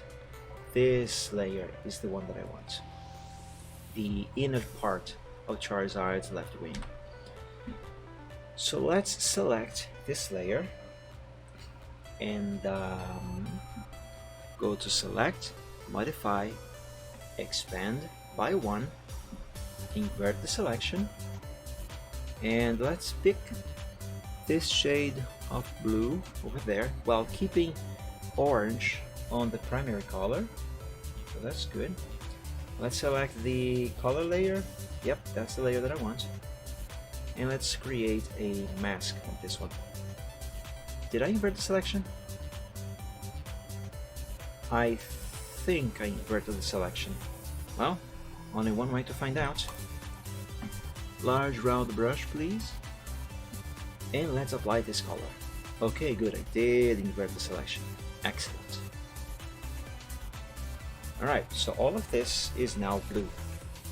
Now, yes, this looks wrong because Charizard has orange wings, obviously. I mean, look at him. There we go. Bluish wings with an orange thing going around. So yeah. Let's do the orange thing going around now. So what I gotta do is this. Add orange to this part of his wing. Carefully not to have orange going beyond the black line and into the blue area. There we go. I don't need to color the area that is over here because that is covered by Charizard himself, his neck. So that is not visible. Therefore, no need to give colors to it. If you excuse me, I'm going to turn on my light over here because it's starting to get a little dark. And if there's one thing that I have learned is that unless you want to start wearing glasses earlier than you are supposed to in your life, always do your works in a well-lit area so your eyes do not have to work extra hard to see what you're doing. With that said, I need the light here to actually see my tablet. Now that I can see the tablet with the light off, it's still bright enough outside, but it's starting to get dark enough that my eyes would have to start having to work a little harder to see. And that's a thing I don't understand about many people who work and game in the dark with just the light of their computer screens. That is so bad for your eyes. And they say, hey, my keyboard has backlight so I can see the keys. Well, you can see the keys, but that does not fix the problem. Your eyes are still having to work extra hard for you to see everything else around you. Not to mention that the bombardment of light from the screen, from the computer monitor in a dark environment, that by itself is also bad for your eyes. Unlike a CRT monitor that actually emits it's not actually actual radiation, but it is more harmful for your eyes than an LCD or a LED display. But the light from the computer screen, even LCD, LED, and such, that can still be harmful, because if you stay exposed for that for way too long, your eyes do get tired, and over time that will, well, it will end up on you having to wear glasses. That's the bottom line. So yeah, if you want to keep your eyes, if you want to keep glasses away from your eyes for longer, have a good source of light in your working area. Be able to actually see what's on your desk, what you are actually doing, and your eyes are going to last longer. Alright, now let's color this part here, and there we go. See? Now that makes more sense. Alright, so that wing is done. Let's do his right wing, because the right wing is better. Let's see, is this the layer that I want? Nope. Is this the one? Nope. Is this the one? Yep. Alright, let's select this and do just like I have done with the other one. Expand by 1, invert the selection, select the layer below, make a mask, and add the color. That is not the color that I want. There we go, this is the color that I want. There we go. Now with a smaller brush, not that small, let's give the orange where it belongs on the screen. Why is there an ant walking on my screen? Go away. There we go. Let's give orange to Charizard's shoulder. Well, the shoulder of his wing. I think I can call it that. That's basically what this is anyway. Oh, I see some color poking out over here, leaking. I'll have to fix that later. There we go. See how much easier it is to color when I use those vector lines that it took so freaking long to draw on CorelDRAW on the past 3 or 4 Sunday streams. Those took so long to make, but they save so much time and makes it so much easier to color once I move on to this part of the art process. So much better.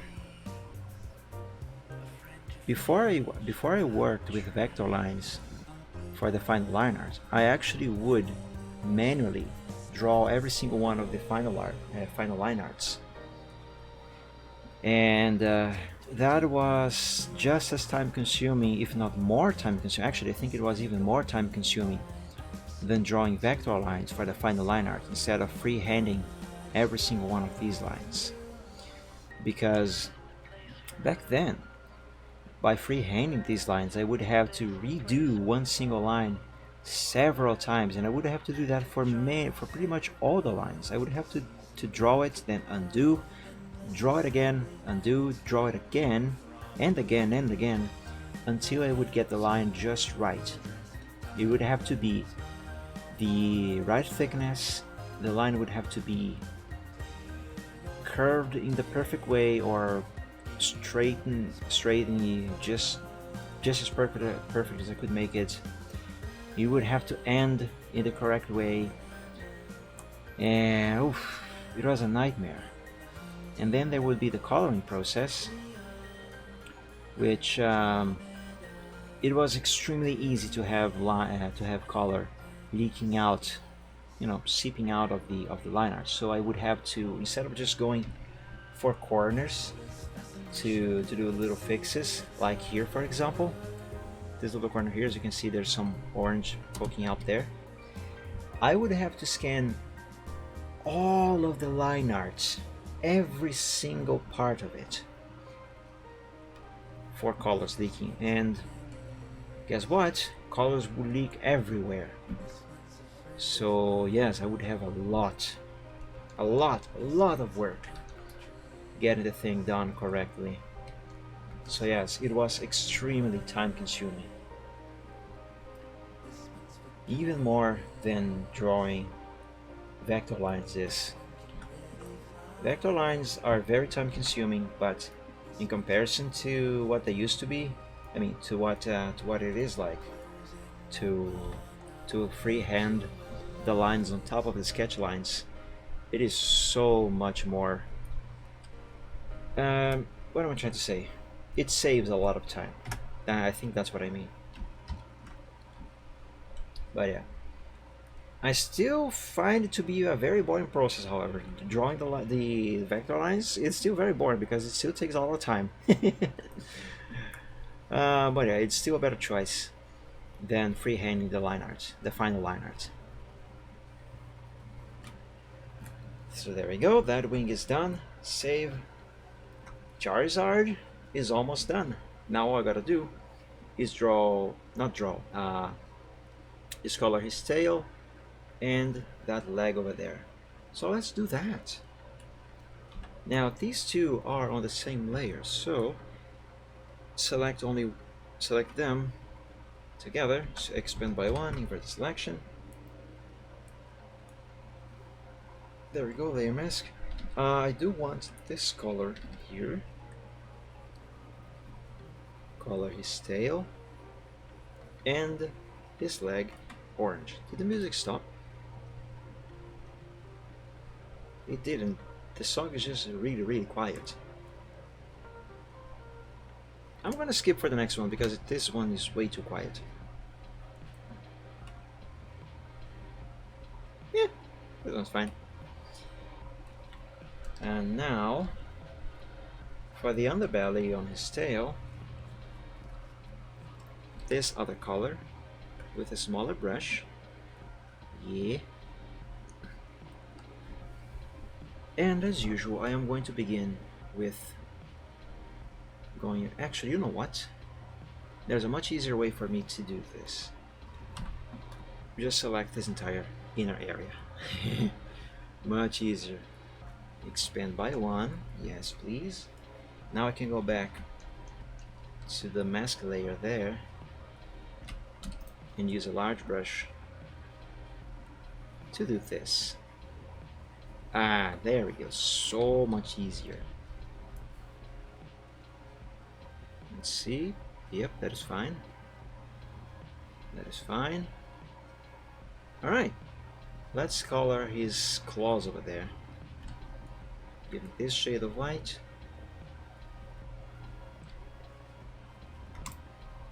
A smaller brush. A little more zoom, pretty please. Careful here so I do not have the white go into the orange area there on his toes. Here we go. It's good. Nice and easy. There we go, that's one claw. Here we go for claw number 2 and 3. Here we go.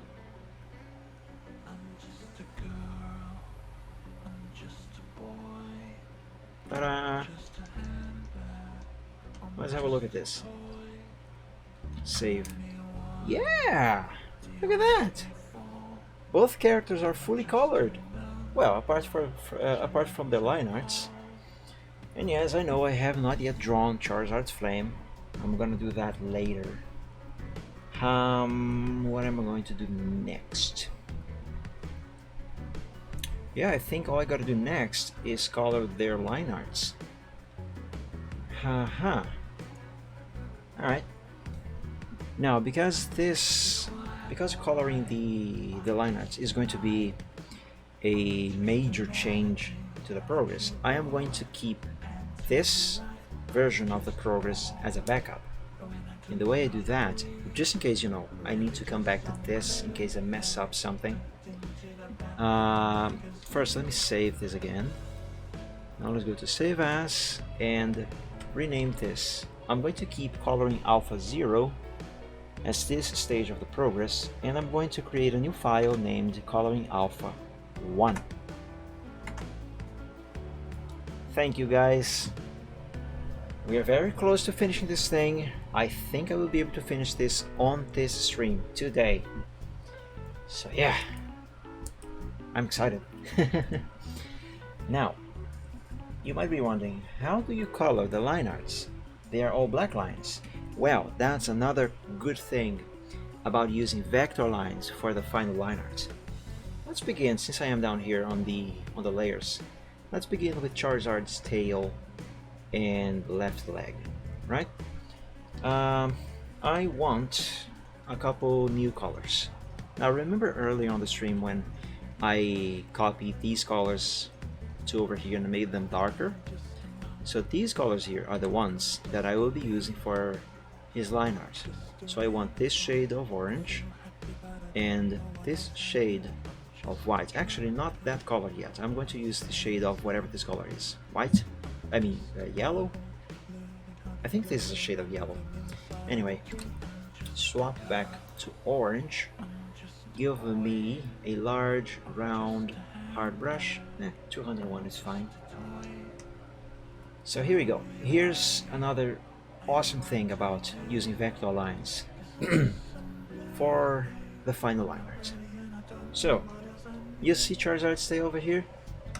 The line art, all black. I could just leave it like this, it is fine, but considering the way that I do shading, black line arts don't really work that very well with shading. I mean, it's not like they don't work, it's just I personally don't think it looks very good. So for that reason I always color my line arts. And the way that I do that is, and here's the great thing about using vector lines, one of the many great things about using vector lines. So here I have the line art selected, the line art layer selected, right? I go over here on lock and click this little thingy here, and what it did is it locked the layer. So now the only thing that can be changed on this layer is what is actually drawn on the layer. So I am back. I had to take a call. What do you mean? Hey, pianist, welcome back. I have just finished coloring the characters. I'm going to be coloring their line arts now. So now with the layer locked, the only things that I can alter are the lines that are drawn here, which means that if I run the brush over the black lines, they are gonna become the line, I mean the color that I want them to be, you know, the darker shade of that orange. Here we go. Now let's swap to the other color, which is the darker version of this yellowish that is being used on his underbelly. And with a smaller brush, I am going to apply this color over here. Now I've got to be very careful on this part here because I must add the color, but I also need to keep in mind that I have now two lines meeting, and I think that's fine. Alright, that is good. I can use a larger brush now and color the remaining, oops, wrong color, and color the remaining of this line over here. Here we go. And voila! I'm not entirely sure if this shade is actually ideal for this, however. Looking at this now,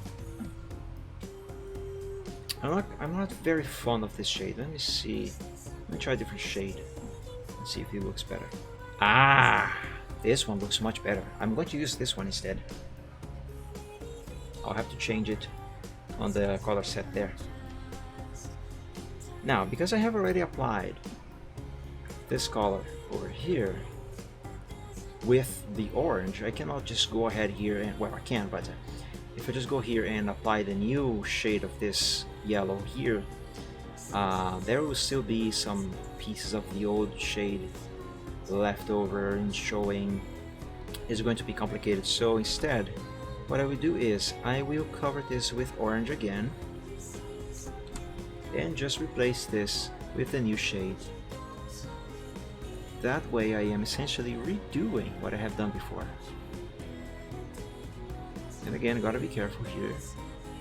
Gotta get the line just right. This is something that requires quite a lot of precision. Well, quite a lot of precision might be a little bit of an exaggeration, but you know what I mean. And like here, for example, I think needs a little more there. And maybe a bit of orange right there. Alright. Now let's apply this new shade to the remaining of this. Bigger brush, pretty please. A little bigger. Yeah, 86 is fine. There we go. Go here. Go behind the wing and down there. Nice. Now let me go there on Charizard's color set and install this new shade over here, over the original. There we go. And let's go back down there. Oh, actually, you know what? Now I am going to need this shade of gray for the claws, obviously. But first, let's give his leg line art its color. There we go.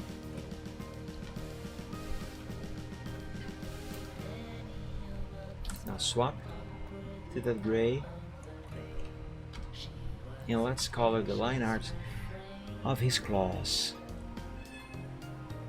Now yes, I did go over into the toe over there, but that was intentional because now I can more easily do this.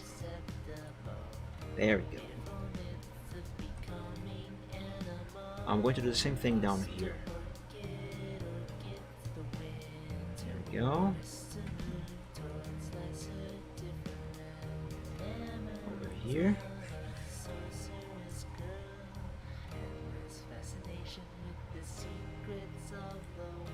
The idea here is that the claw is obviously poking out of his toe, because that's how claws work. So it must look like that is, you know, outside of the toe, so to speak. What happens if I do this though?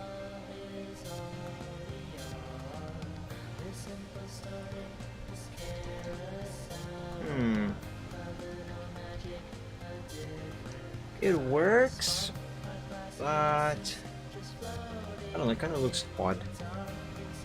Hey guys, there is a little kitten over here at my feet. Hey, little guy. Unfortunately, I cannot show you guys my kitten over here, but remember on the other side, on the beginning of the stream, when I said that I had my kitten was here in the room taking a nap?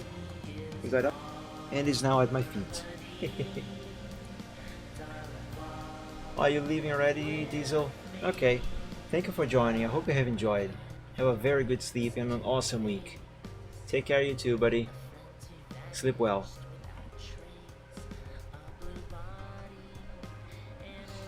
So yeah, my kitten is now here at my feet keeping me company.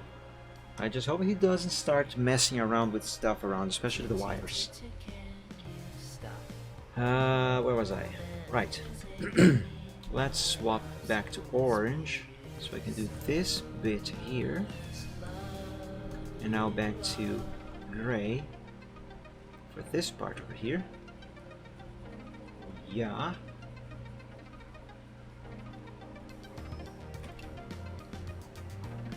And now up here. Guys, we are almost done. Although coloring Charizard's main body part, I mean his body and the human, that would take a little longer. I need a little bit of a smaller brush. Right there. There we go. So that is done. See the difference? It looks so much better with a colored line art. Let me now do his wings.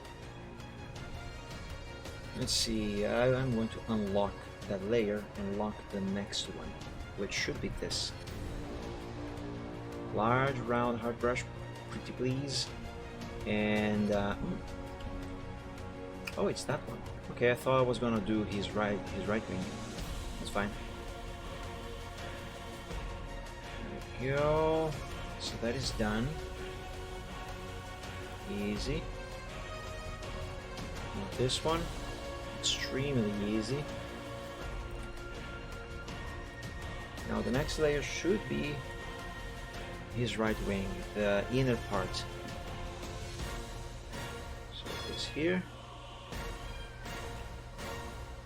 I think my kitten wants to go out of the room now. He's meowing, and I think he's by the door. Let me color just this part here, and then I'm gonna open the door for him. Now this here needs this color. Here we go. It's done. And this one here, and then I will open the door for my cat. One moment, little guy, I'm gonna open the door for you. Hold on. There we go. Now I just gotta do the same thing for Charizard himself and the human. Alright, I'll be back in a moment. I'm just gonna open the door for my kitten. I'm not even gonna mute the microphone.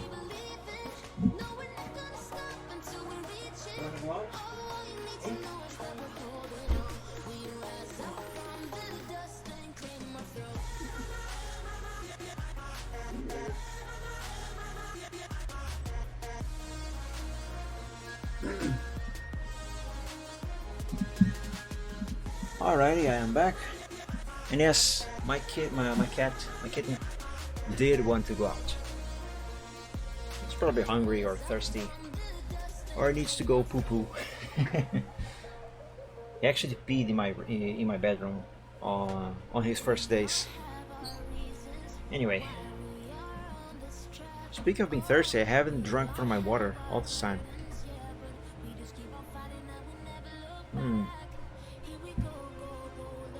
No wonder my mouth was dry. Righty. Now Charizard's body line art. This layer. Now this layer encompasses a lot of things. Not only Charizard, but also the human. And this is going to require a lot of work. But first, let's begin with Charizard's entire body. So let's make everything orange. Yes, even the human's line art. There you go. Now I want this shade of that color, because I need to color Charizard's belly over here. A smaller brush should be better. There we go. And I'm going to stop this color over there, because when I apply the colors for the pant over here, I am going to have to invade this line with those colors. So I just keep it this way for now. Same thing over here. Oh, I see a flaw right here. See, there's a little bit of a different color there. How did that happen? Let's see if we can fix that. Okay, what color is that? What, and in which layer is that? It's not the human. It must be this. I am somehow... Yeah, there we go. For some reason, I didn't apply this color to that little gap there. Weird. Anyway.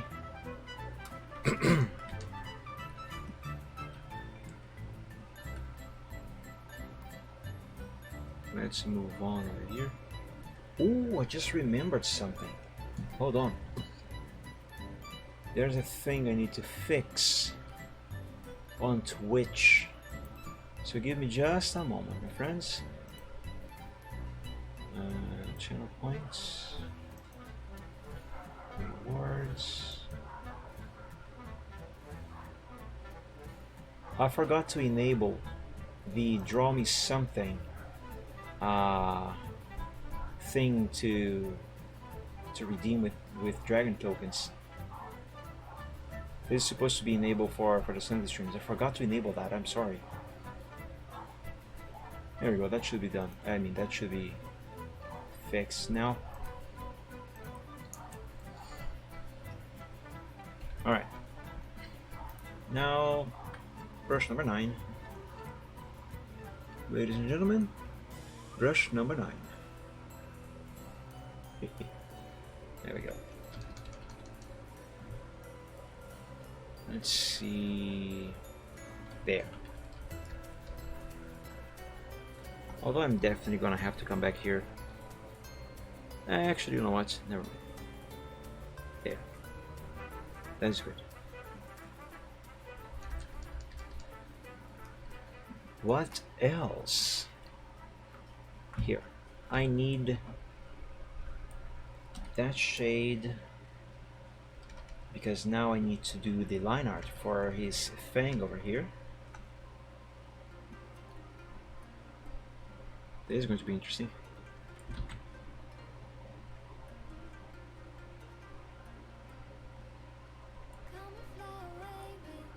Now switch back to orange.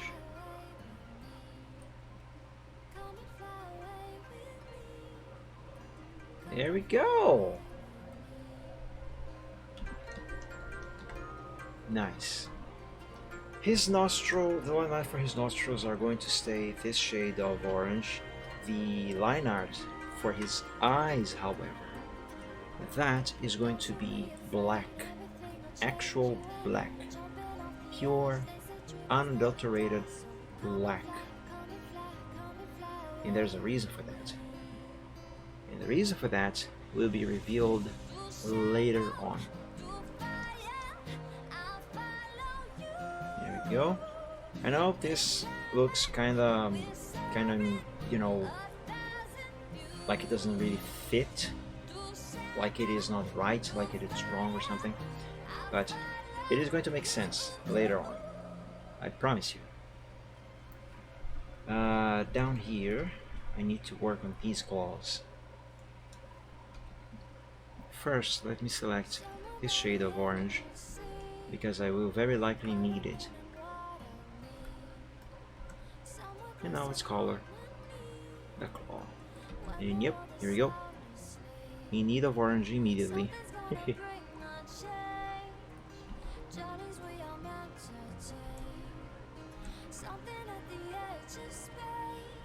we go.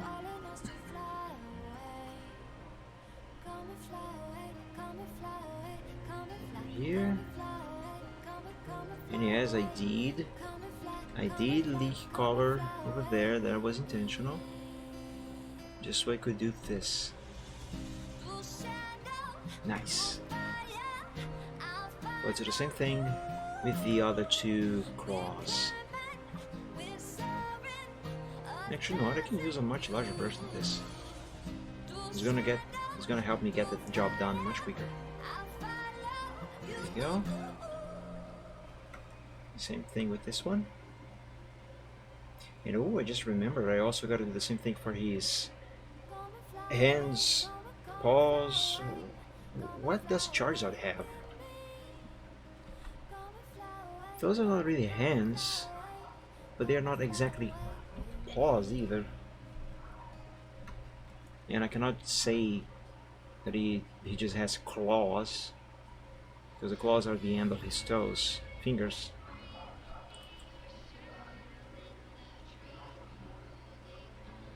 There we go. Same thing over here.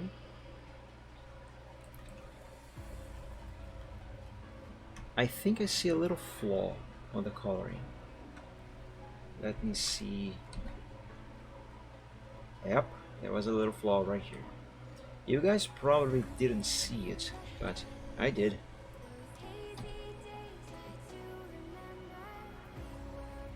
There we go.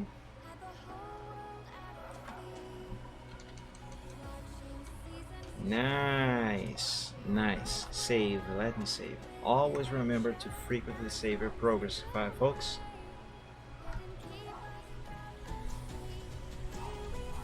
Okay, everything seems to be in order. Let's do here his hand, paw, hand, claws thingies over here. Whatever these are called.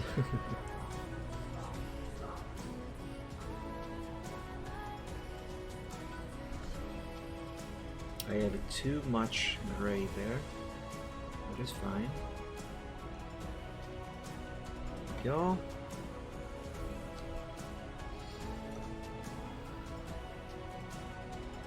Gotta do the same thing over here. But, is that claw going behind Charizard's arm or is it going in front? I think I can say it is going behind. Like behind his arm and underneath the human's arm.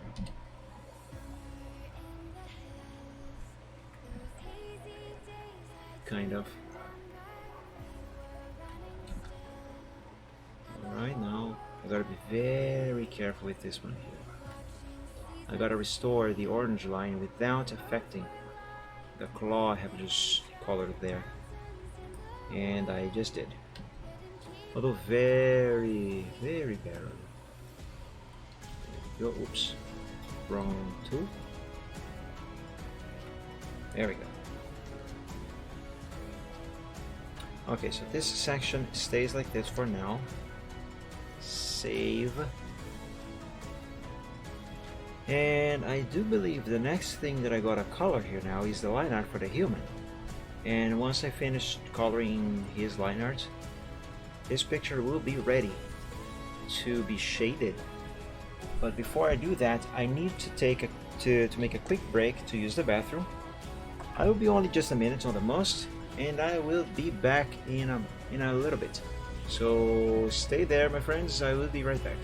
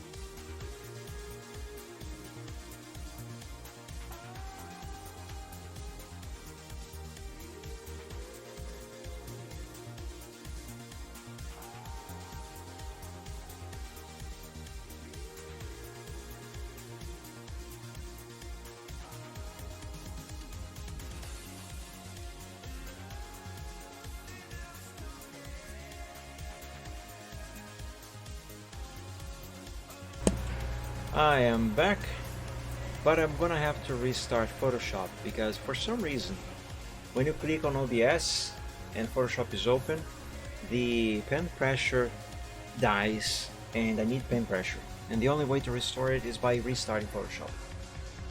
Alrighty, now where was I?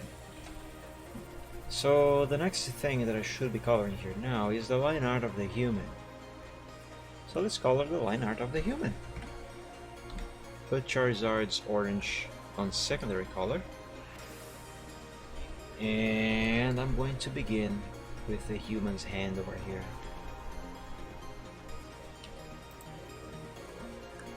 Small brush.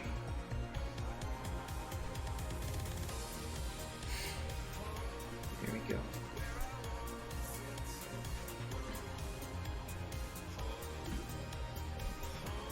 See, the reason why I keep the another color in the secondary color when applying the given color to something is because, as you can see here, as I approach this skin tone to Charizard's line art over here, sometimes that skin tone color goes over Charizard's line over there, so I need to switch to this color here to fix that.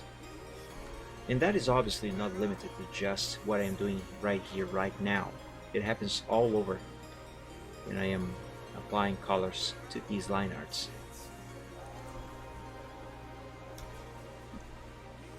Let's see, alright, that hand seems fine.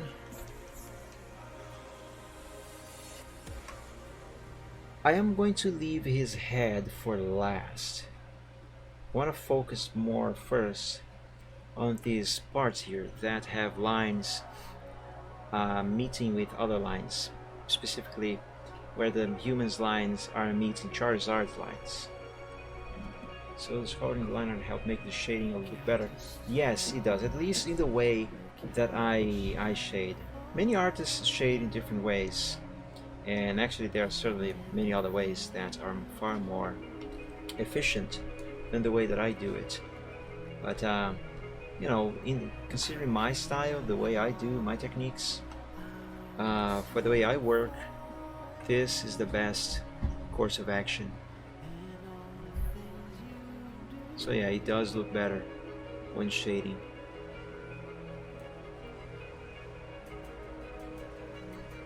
Because then, and this is one thing that I usually say, I think that green is too dark.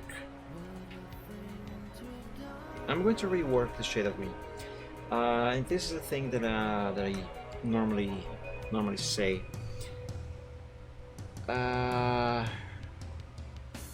I don't, when I do art, I don't try to go for realism. No, I draw in a more cartoonish way. Okay, as I like the shade of green better. I draw in a more cartoonish way, and that is intentional. I do, however, like to make things to look natural. I don't go for realism. I go for naturalism. I think I can say that. So yeah, I like things to look natural, and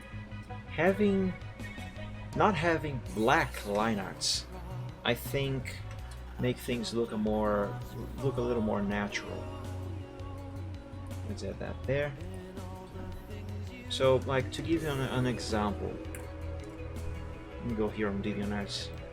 I don't have to go on DeviantArt to show you this, but it's going to be quicker than rummaging through my files. So let's compare, for example, Holiday Wishes with this little comic I have done recently. Ignore the background for a moment, okay? Alright, let's check Super Troll over here, because he's present in both of these pictures. His line art is colored on this picture. He's colored, he's shaded. Let me zoom in a little more.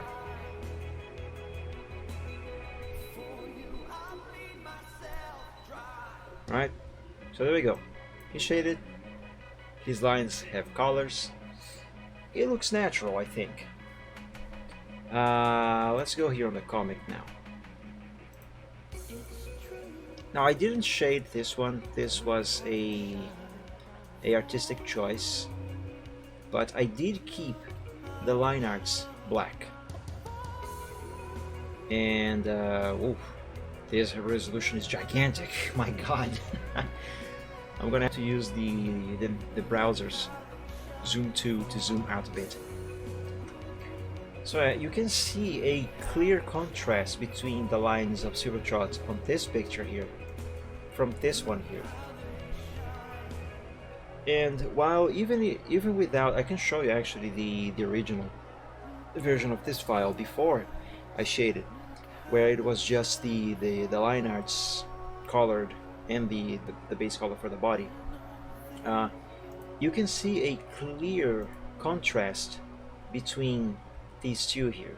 One looks more natural while the other one looks more, how can I explain this?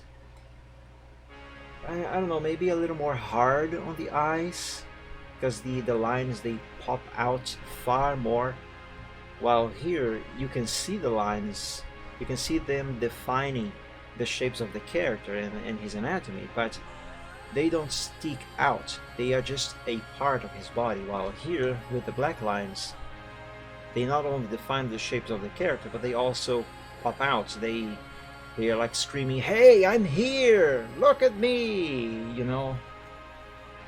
Yeah, having them colored does give a more natural feeling. And yeah, I have shaded before with black lines. It does not look as good. I assure you of that, which is why I always color my line arts.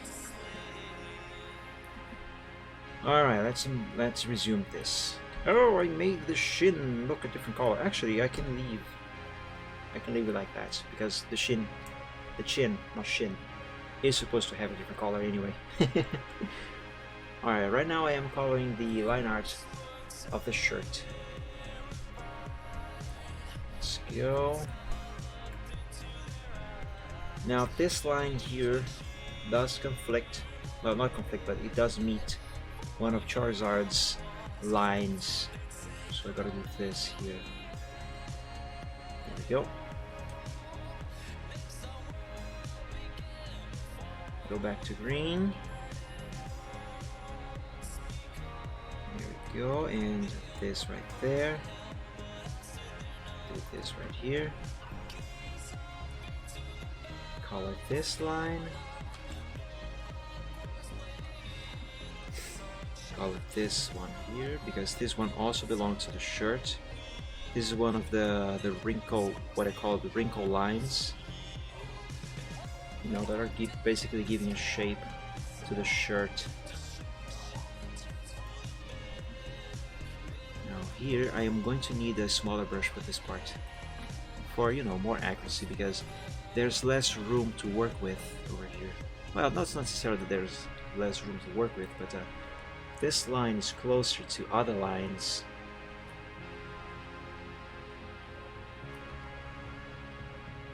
Careful here.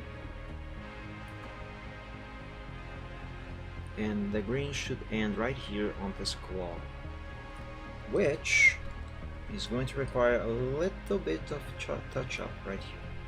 There we go. So that is good, that is fine. Let's move on to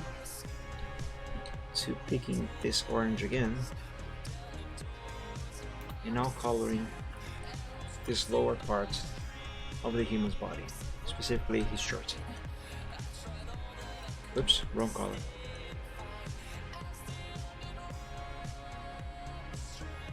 There we go. Make a line. Now over here it's not really big of a deal to have the green go over the pant there, because that is supposed to have blue instead of orange anyway, so I would have to change the color in any case. Let's just make it this way, because it is easier and quicker.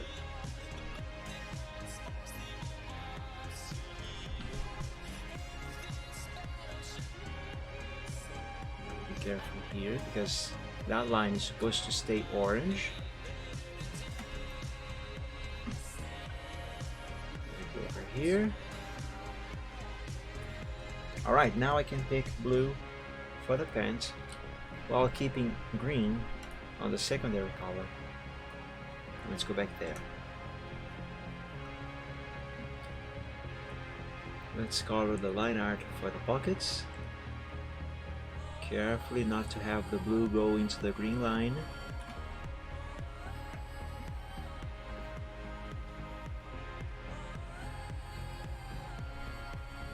There we go, same thing over here. Looking nice, I think.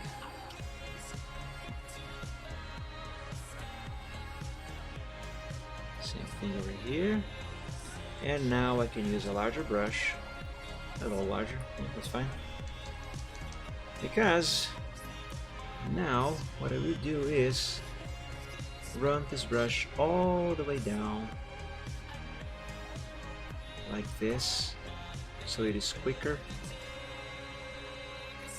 And let's stop this right about here, because now we are meeting other lines. And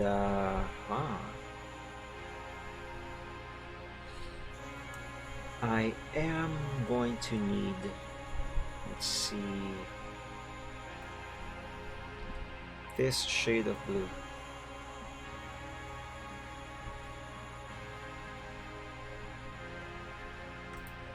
And a smaller brush. And this shade of blue goes right here. It is going to meet this over here, so let's do that and have the line go around. Oof, this meets another line over here. Interesting. No problem. Let's make this go around. And another thing of using color lines is that they help define some specific lines in some specific areas. Like for example, right here, you can see you can see the shirt, you can see Charizard's arm, and you can see this claw over here. Considering that this line is orange all the way up until here, and that this line here curves, implies that this part here that is Charizard's arm should be visible on this area, but because the line art for the claw is not does not have the same color on this area here, it implies that the claw is actually behind Charizard's arm. While if I pick a smaller brush here, just to give you an example, while if I do this, if I color this bit here like so, you see now the line for the claw is going in front of Charizard's arm, which implies that his claw is, you know, going in front of his arm, which is not the case. Another thing also is over here with his fang. You can clearly see that his fang is poking out of his mouth and is going over his chin. If I just kept this with black lines, you would not see that.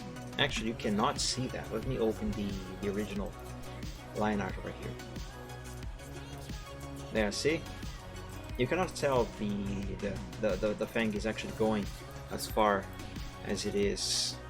And kind of the same thing with the claw over here. You can't tell if it is in front or behind his arm. So yeah, have the color lines also help with that sort of thing.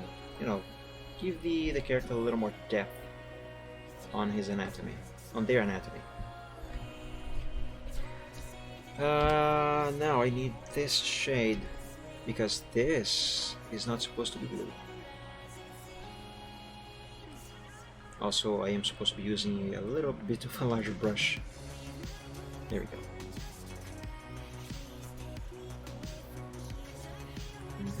There we go. I should go ahead and do the same thing over here. right away.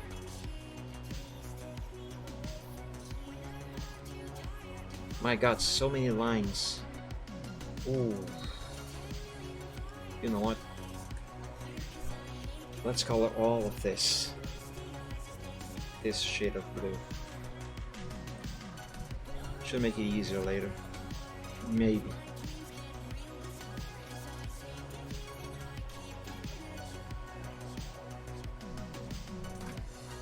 Oh, I see a little flaw there. Give it this color and do I really see a flaw here? Oh, this is a different layer. I'm a girl.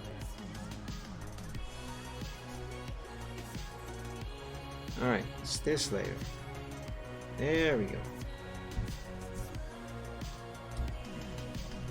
Give it the shade of blue again.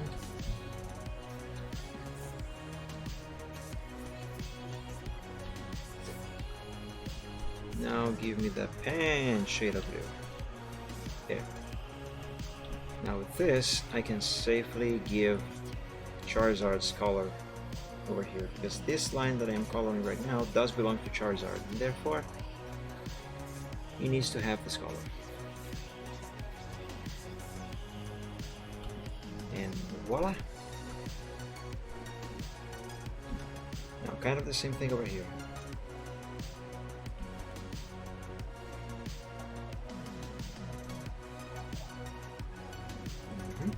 And save.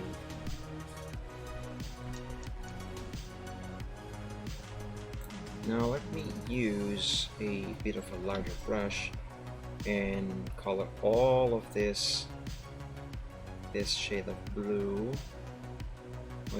although I don't necessarily need to do that, but I'm doing anyway.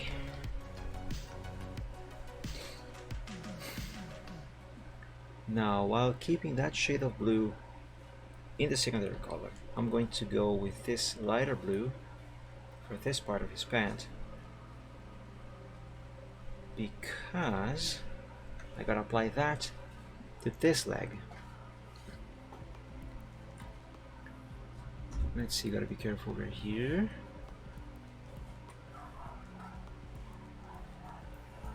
Alright.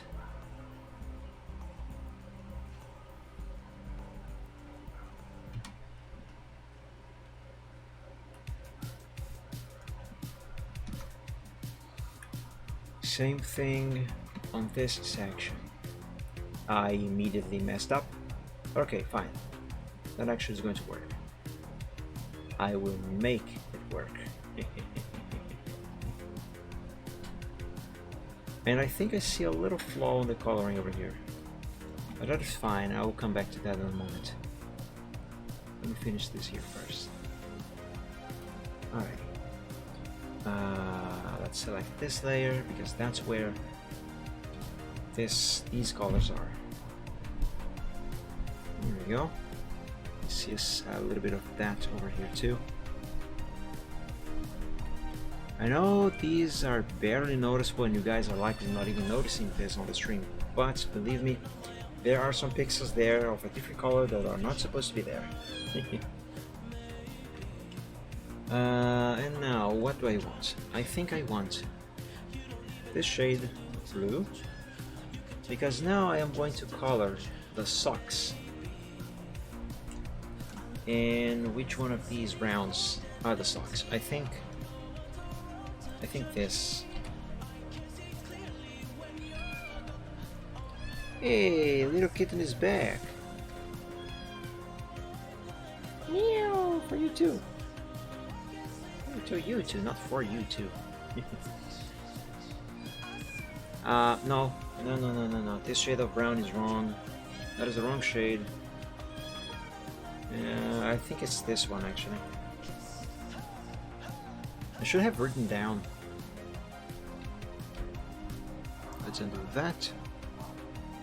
Ah yes, this is the one.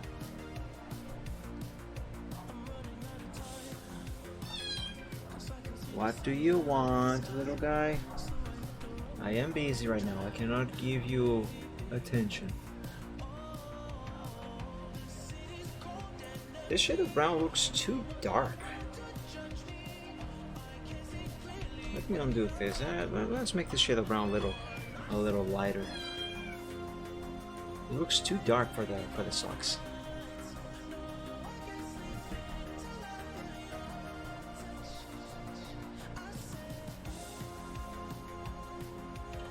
Alright, now that looks much better. Much better. Alright, and that there. And let's do the same thing over here.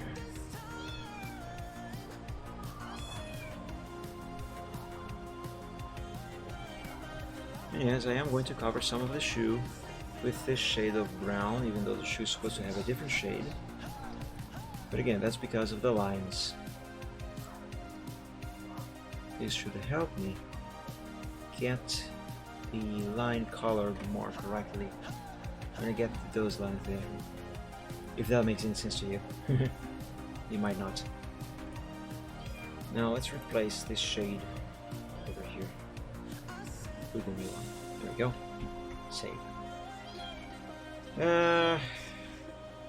This should be for the soles of the shoe, and these should be for the shoe itself, so let's use them now.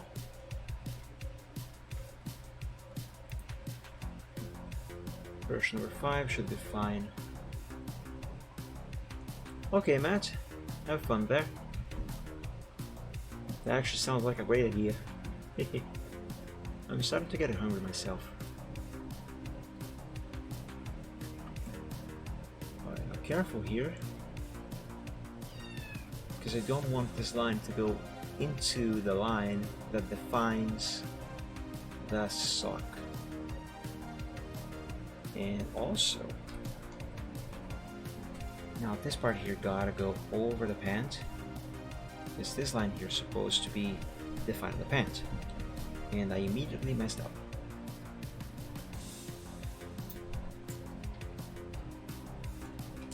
Yeah. Kitten, what are you doing there? Stop messing around with stuff. Don't try and climb stuff. Otherwise I'm gonna have to put you outside of the room and close the door.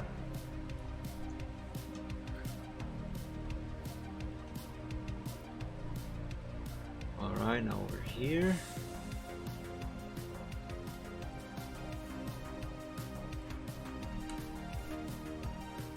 Very carefully.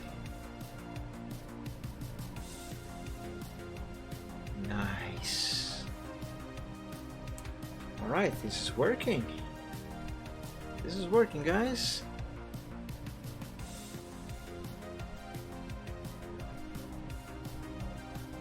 There we go. That goes there. And before I change colors to color the sole of his shoe, what do you want, little guy? What do you want, kid?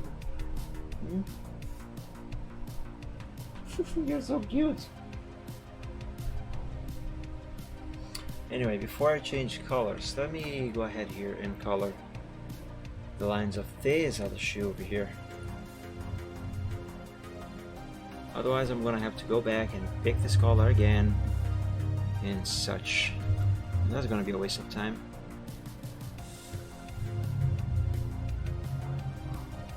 Now, who is the freak who is playing loud tunes on their speakers outside? Stop it. I can hear that with my headphones on and music playing here.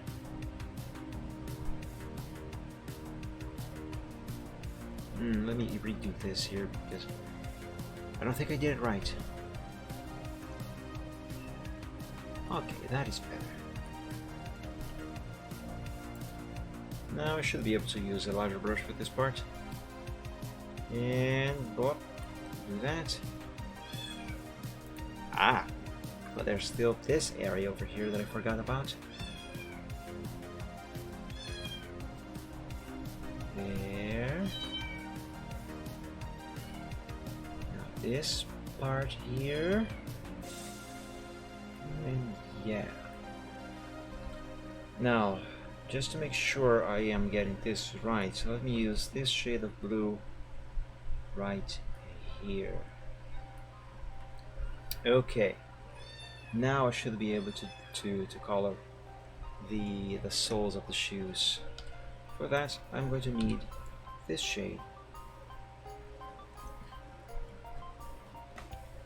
It is not black, it is just very close to being black color. And it is way too dark. Let me make this a little brighter. Oh, I thought this was a little more brownish. Let's make it a little more brownish. Still too dark.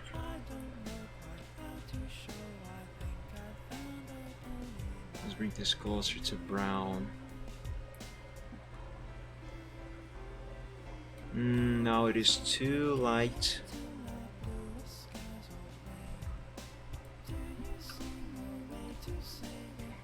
And what about this? What is the base color here? Cat, stop climbing stuff. Don't do that. So this is the base color. It is brownish.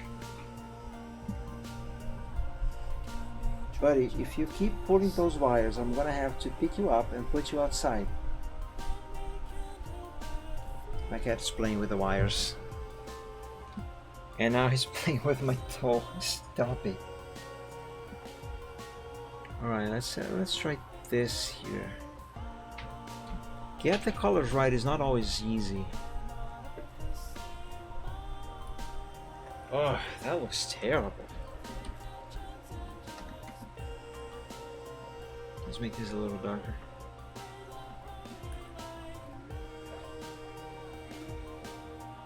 Now I can barely see anything. You know, let's just stick with the original. I guess it is fine as it is, anyway. I'm trying to fix the color, I'm actually making it worse, so never mind.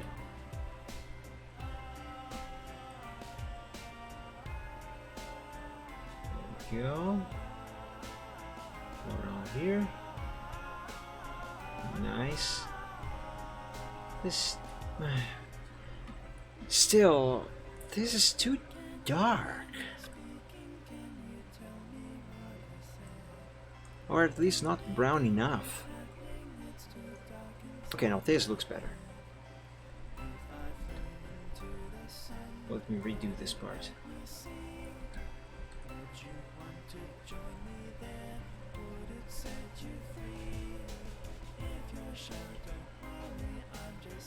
There we go. Let me apply this change, this different color to the color set before I forget.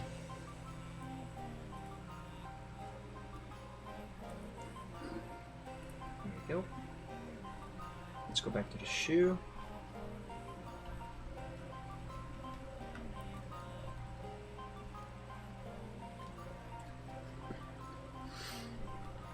Let's begin this part of the shoe down here, because this line is supposed to be going over that lighter brown, just like so. Yep.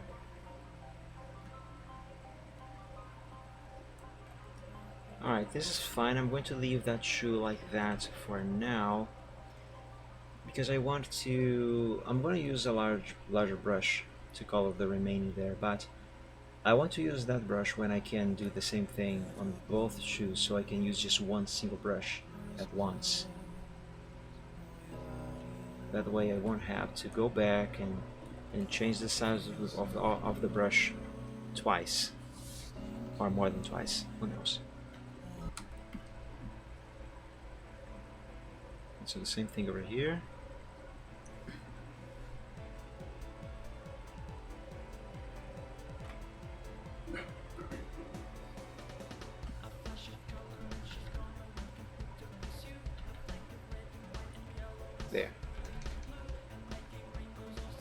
Now I can use a larger brush and fill up this part on both shoes all at once.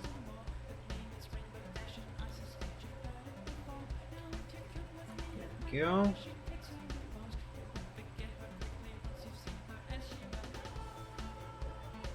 There we go, the shoes are done. Awesome. And I don't think there's any problems over here that need to be addressed and fixed. So yeah, let's move on. I do want to do a quick check around here though. Oh right, I gotta color his head first. Almost forget about his head. So, oops. I want this shade for his skin and this for his shirt. Oh, but Mike, you have already colored the line art for his shirt. Yes, I have, I know. But, because I am going to color his skin, the line art for his skin, in the areas that are very close to his shirt, it is possible and likely that I will need to reapply some of the green to the shirt line art. So might as well have it on hand.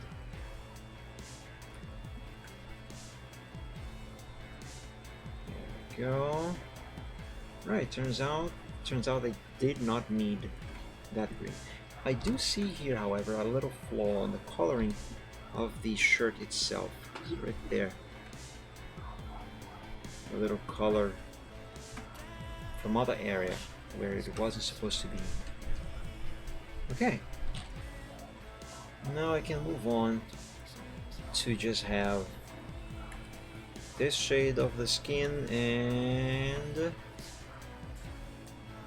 this shade of brown for the hair, because these should be the only colors that I am going to need now. Let's begin with his skin. Actually, I'm going to use a much larger brush and color the whole thing right away. Oops, wrong layer. There we go. Let's go around here, his ear. Go.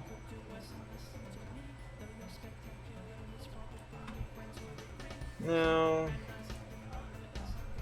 his eyes will stay like that for now, but I'm going to color them black as well, like I have done with Charizard's. Now let's color the line art of his hair.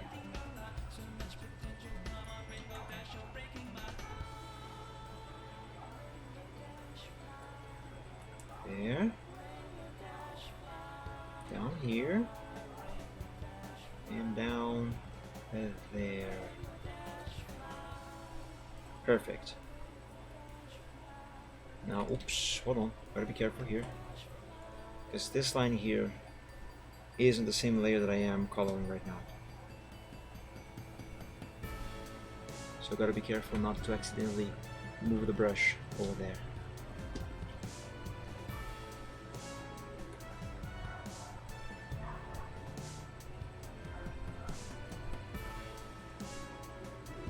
There we go. This is easy. I just hope I'm not jinxing myself somehow. That would suck. Now here. And I am almost done. There we go. All done with the hair. Now his eyebrows. Considering that the hair is brown, let's make the eyebrows also brown. Because that's usually how humans work, right? Their eyebrows are usually the same color as the hair. Okay. Do I want to extend this over there? Let's see.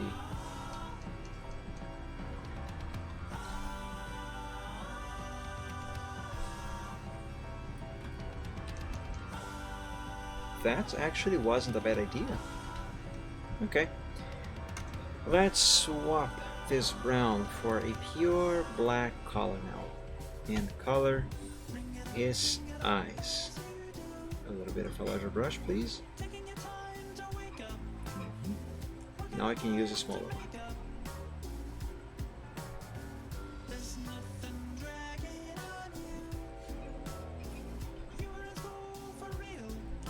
Now, do I want that eye to end right there, or do I want to expand this line art, this color rather, into here like I have done with the line art of the eyebrow? I'm going to do this and see what it looks like.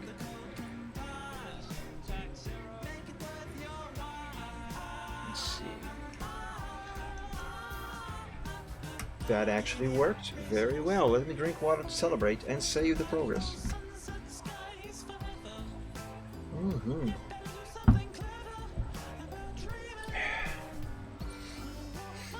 Okay, let's do a quick check around.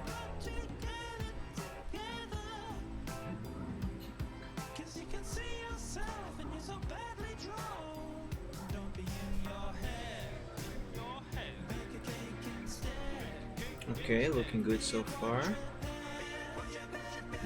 Don't really see flaws that need fixing. I'll put my pen away so I can properly use the mouse. Let's see Charizard's face over here, looks fine. Ah, I see a little flaw on his wing. Right there. Here, see? There's some blue leaking. Actually, there's some blue leaking all over that place. All over that wing, rather. Let me unlock this layer here. And let's go to that layer. Should be this one. Yep, it is.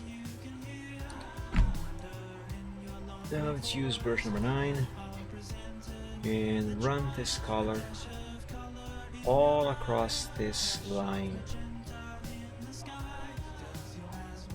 Just like that.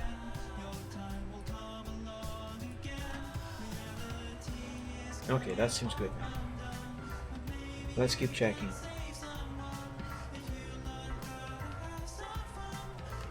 Here's some more of that problem.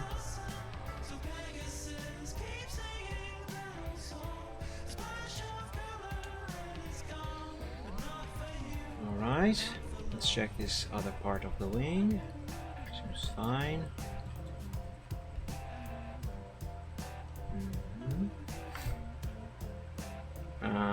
Here's another one. Which layer is that? Oops. Should be this one. Yep. Right here. How did that happen? What the heck?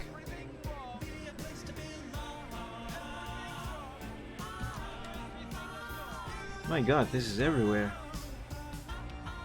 How did I let this happen? I was being so careful when I was coloring this section. My goodness.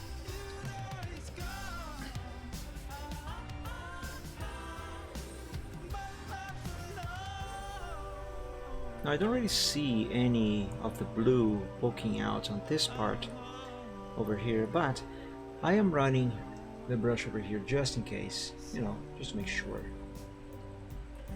There we go. I'm gonna do the same thing over here.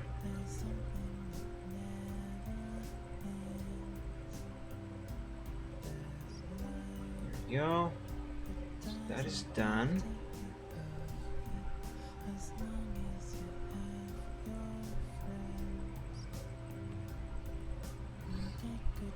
I think I see some blue over here. Now let's do this all over just to make sure everything is actually correct.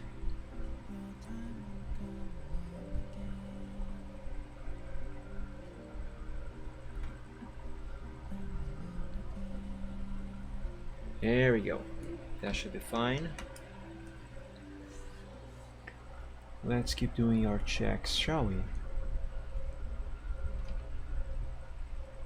Let's see, this part of the wing seems fine. Alrighty. Seems fine. Let's check Charizard's paw down here.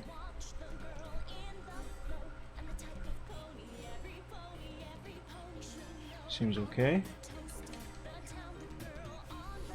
No more problems around, I think.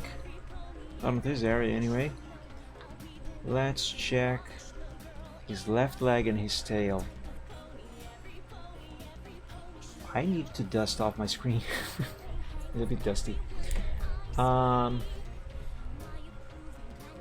yeah, this here seems fine. Let's check his tail. There's the base of his tail. That seems okay. Oh, hold on. Here, I forgot to color this thing. Gotta do that. Let's go back to this layer, lock it.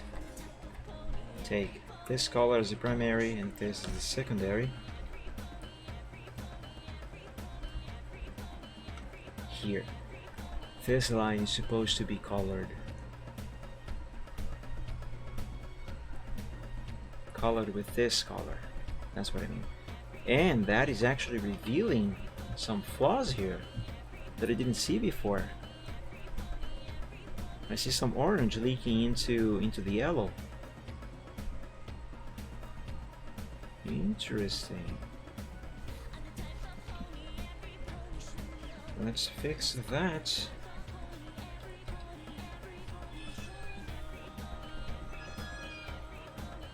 There we go. Now pick this color again, because I'm gonna need to do this same thing to his tail. How come I haven't thought of this before? This is required. I am using the wrong layer. Derp. The layer that I want is this one down here. All the way down there.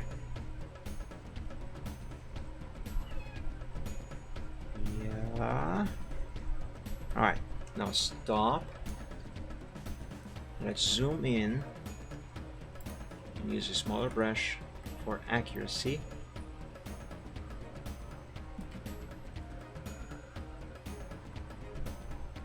And this should be fine.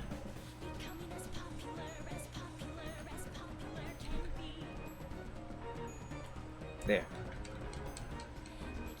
Oh yes, that is so much better.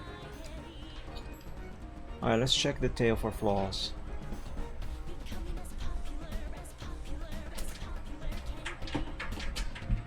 Kitten, stop it! Stop, you're gonna drop the fan.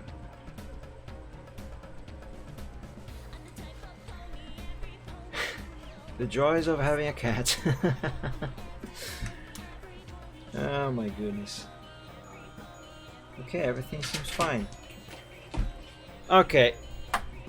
You are going out now, little guy. Be right back, folks. I'm gonna take the cat out of the room. Come here. Come here. Come here.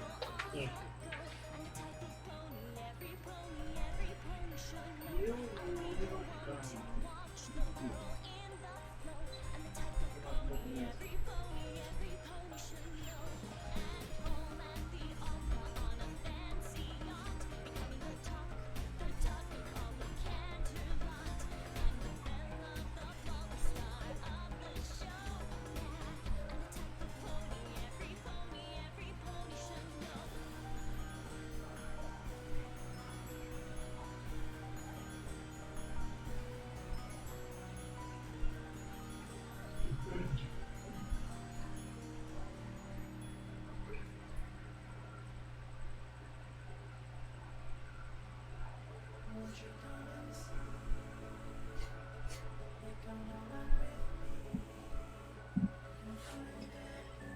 Okay, I apologize for that interruption. I had to put the cat outside of the bedroom and close the door because he was okay. So I sleep on a bunker bed. Okay, I share the same room with my dad for some family reasons, and we sleep in a bunker bed. He sleeps on the bed on the bottom, while I sleep on the bed on the top.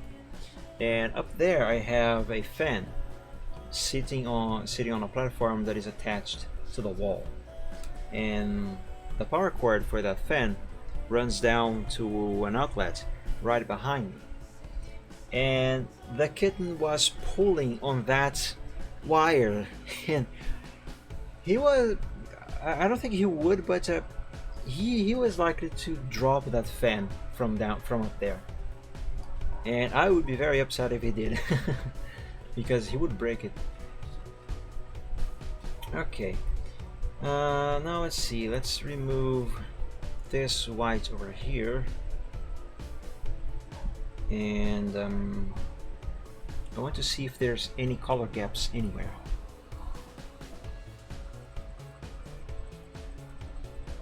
And having this darker background should allow me to see any color gaps, you know, parts that are missing some pixels.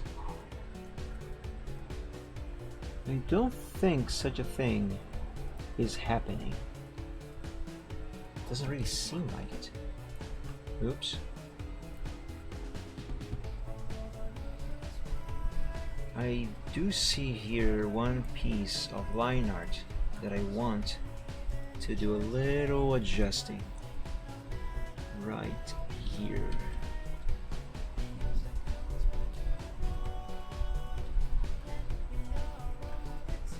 There.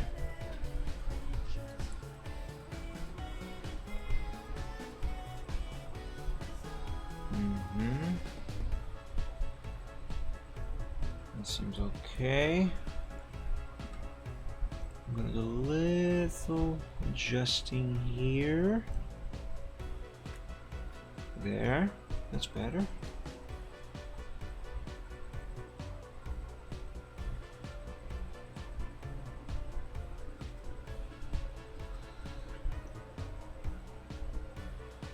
Okay, everything seems to be in perfect order. Excellent. Excellento. That was not a word.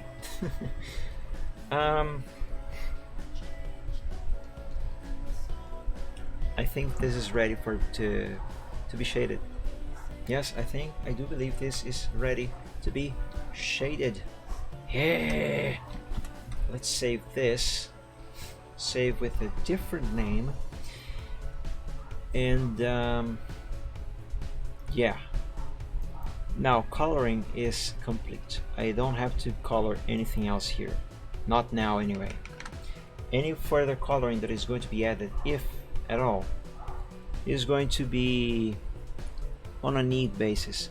So let's name this Alpha 0 and remove the coloring from the naming scheme, and let's name this just Alpha 0, because this is going to be the first file in the shading process, and this is now the part where I begin you know, doing the shading, obviously adding effects and such.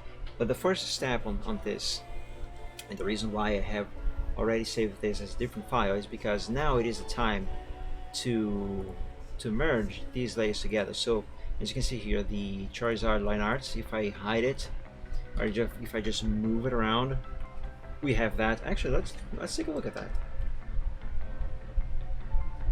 That actually looks kind of neat. I should try and do some art like this sometime, where it is just the line art.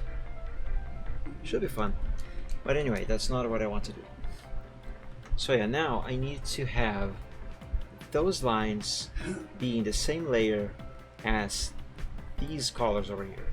These colors and these colors here.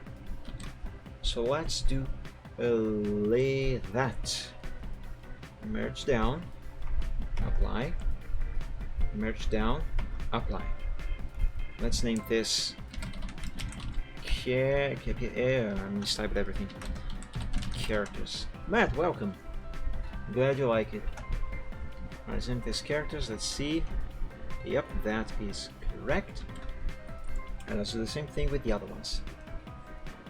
Right wing inside. I mean outside for this wing. Alright. So let's rename this right wing outside. The next layer, merge down and remove the colors from the name and just keep this. Okay, that is fine. Same thing with the other one.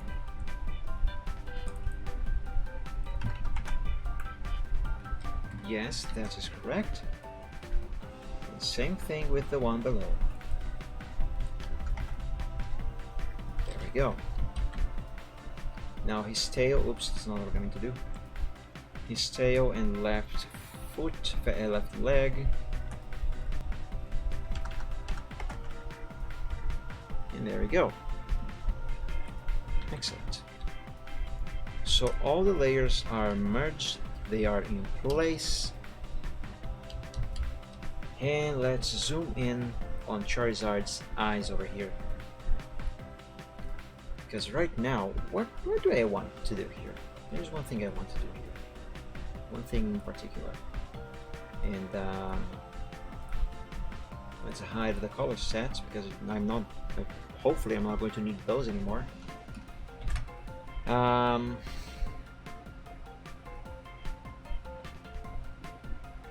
There is one effect that I want to add to these eyes right off the bat. Let's pick white. Let's pick brush number 7. Yep. Yeah, something like this. And what I am going to do here now is the same thing that I have done on another picture of mine, Dragon Hug. See these white lines here? I'm going to do those on Charizard. Now I've got to be very precise with my movements here.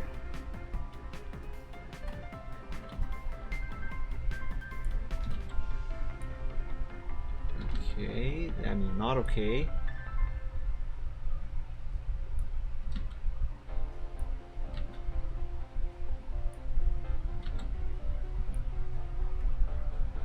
Alright, I think that works. At least for that one there. This one down here, I think I should redo this. I'm doing this on a separate layer, by the way. You know what? Hold on. I am going to warp this thing here. So hopefully it will look even better. It does not look better. Undo. Undo and use the eraser instead.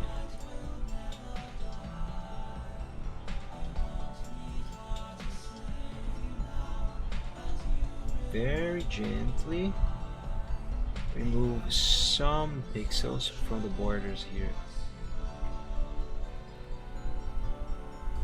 Make this end a little more roundish.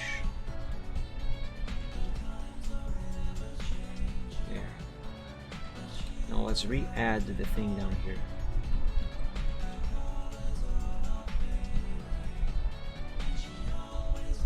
Yeah, good, that's fine. Let me use the lasso tool so I can select just this area. That way I can freely use the eraser to tweak this a little bit without having the eraser accidentally erase any of the other white thing that I have drawn there. And also with this I can move just this little thingy. Alright. I might have to come back to this in a moment to do a little more Twinkies? What? To do a little more tweaks, a few more tweaks, but for now, let's keep it this way. They're kind of supposed to be like some sort of light reflection. You know, to indicate it is some sort of light reflection, but in terms of cartoon, it also helps to add a little more to the character's expression in a way that makes it look like they are happy. This is something mostly common in anime, actually. That's probably where I got this from. And to be fair, Charizard is drawn by a Japanese person, so yeah, his original design. So might as well do that.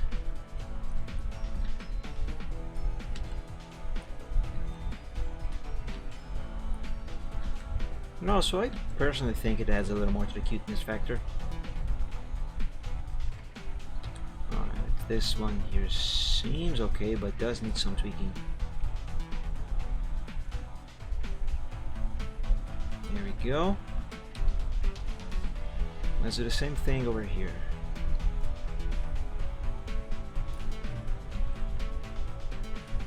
See, this is what I was talking about, having to redraw the same line several times until I get it right. Although I was talking about drawing final line arts, but what I'm doing here right now is pretty much the exact same thing. I want this line, but I had to redraw it a few times until I got it right. Now imagine having to do this kind of thing for the entire picture. Terrible. Very time consuming.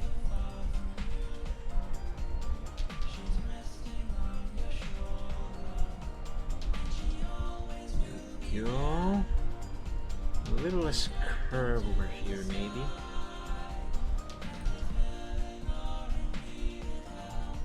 And a little less bump up here.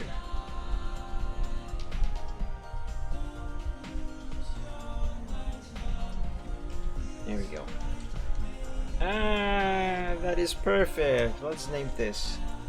Let's name this as, I don't know, eye effect. Yeah, sure. Now let's add a little more to this effect. Even though now it is not the time to add effects, but I want to do this right now. What I'm looking for, outer glow. Yes. Give me outer glow. Size 2, spread. Spread? No, that's wrong. Spread. I need more zoom.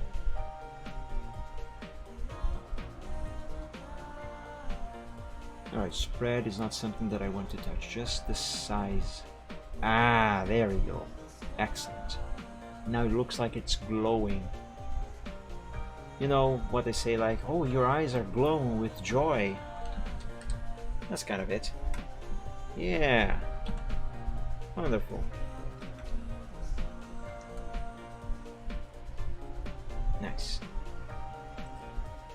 Now, I thought about doing the same thing on the human, but for one, his eyes are a little smaller, and two, this would actually look very weird on a human. I can picture that. So I'm not going to apply this on the guy there. Let's see what next. Let me zoom out a bit.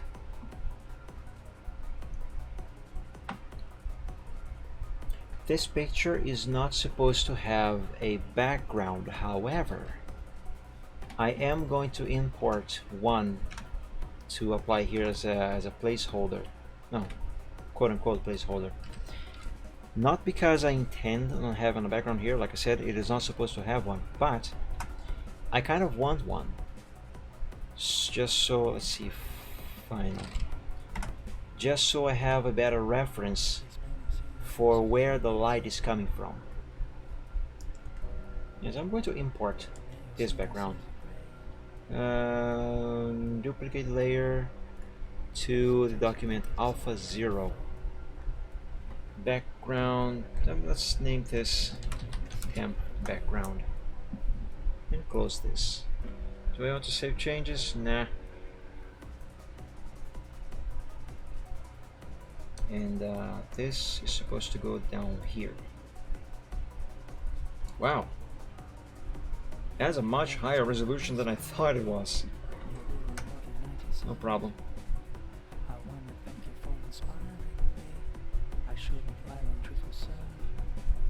Let's see. Not bad.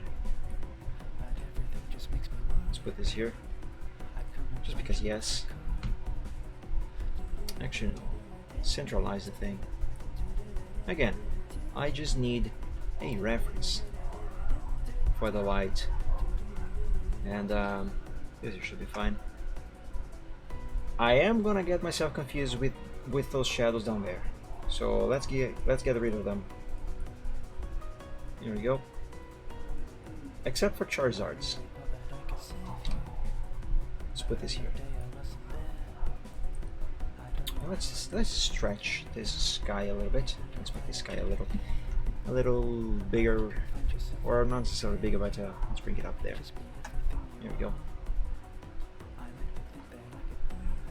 Okay, so this is going to serve as a perfect, or nearly perfect, reference for the kind of shading that I need to apply here. Not just the kind of shading, but also from which direction the light will be coming from, and that, and the intensity of light that I need to use here. And yes, again, this picture is not supposed to have a background. Once I have the shading done, this is going to go away. Which, by the way, I can go ahead and do this. Hide those. There we go. Oh yes, I'll have to draw Charizard's flame. I am gonna go ahead and create a new group right here and name this Charizard's tail flame, because his flame is going to be composed of more than just one layer. So I'm going to group all of those layers together inside this group here when I make them, which is not gonna happen now, because right now my priority is another. Although I should probably draw his flame, at least the basics for his tail flame. Yeah, I am not gonna do that now though. I'm going to save this. The music stopped. No, this part is just really quiet. Let's hide this. And let me save a progress sample. Sample 0, sample 1. Sample 1. Right, I like to do this to keep, like, you know, some sort of track of the progress. It is completely unnecessary, but I like it. Alright, let's oh, it's still saving. There we go. Let's take a look at that. Nice, look at this. I like it. Very nice. This line over here could be a little better. Could be more, you know, to the side here, but it's fine. Can't go back and fix that now anyway. It's too late for that. Okay. Now, I did say that I was expecting to finish this picture on today's stream, but it's already been almost 3.5 hours, and I just remembered I gotta go to the supermarket and to buy food. And the supermarket is going to closes earlier on Sundays, so I gotta catch that. It's still open. Actually, what time does it close? At 8 o'clock, I think. Yes, I believe it closes at 8 o'clock. It is now 6:37 my local time. So yeah, I should get going so I can still catch the supermarket open. So in that case, even though I'm not managing to finish this picture on this stream as I have originally intended, I can, but then I'm not going to be able to go to the supermarket because that is going to be closed by the time I finish, because I am going to estimate that I'm going to need another 2 hours, maybe 2 hours and a half, maybe 3 on the most, to do the shading and therefore finish the picture. But so yeah, if I do that now, I'm gonna miss the supermarket. And like I said, the supermarket closes earlier on Sundays, and I really need to catch that open. So yeah, I may not be finishing this today, and I'm sorry, but I did manage to make a lot of progress on this. Everything's colored, all the layers are in place, they have already been merged. Everything is organized over here and ready for shading. The plans for the next stream, let me put my pen away. The plans for the next stream are as follow. Draw the basic colors for Charizard's tail flame, and essentially the way that works is I just draw a bunch of lines and then I use the blur and smudge and whatever tools to make it look like a fire. Actually, I think I have some brushes that look more like fire, so I should be able to use those to make a more convincing flame. But yeah, my plans for the next stream are do that, and once I have that in place, the next thing that I should be doing actually should be just shading actually. Yeah, so do the flame, do the shading, do the effect for the flame so it actually looks like a fire, and yeah, other than removing this temporary background that I will use for a reference for the lighting, the picture should hopefully be done on the next stream. Oh, let me stretch. So yeah, good progress. Good job today indeed. I am happy that I have managed to do so much progress today. And thank God, no longer working making the vector lines. God, that took so freaking long. It always takes long. I don't know if it is because I am just slow, I am just that slow to get them done, or if it is because they are actually that time consuming. In any case, vectors are great, but definitely not my most favorite part. This is my favorite part. So yeah, guys, the usual end of stream reminders. I stream every Wednesday, Friday and Sundays. On Wednesdays at 8 p.m. Eastern Time, on Fridays at 7 p.m. Eastern Time, and on Sundays at 3 p.m. Eastern Time.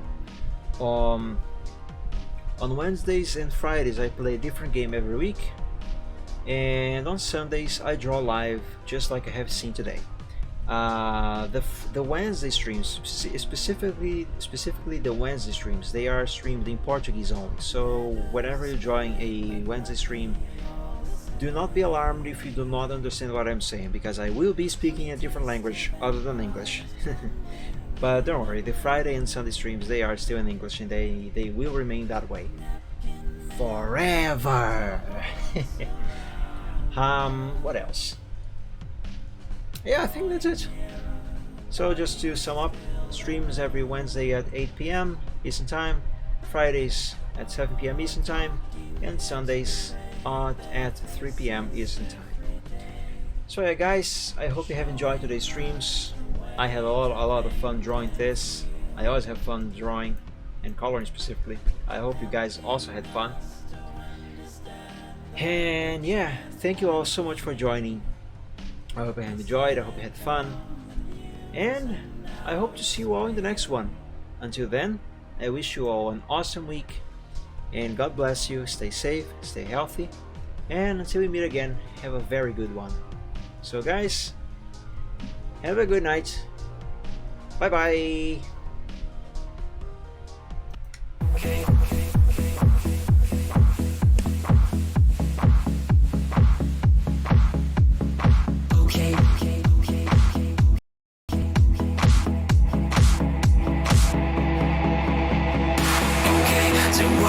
Some problems and we don't know what to do. You've come to find new feelings and exactly what you knew. The odds are stacked quite poorly if without a winning hand. But bear in mind your bearing's only worse if you don't turn up. Don't bet on taking trips because I'll turn your trips to trash.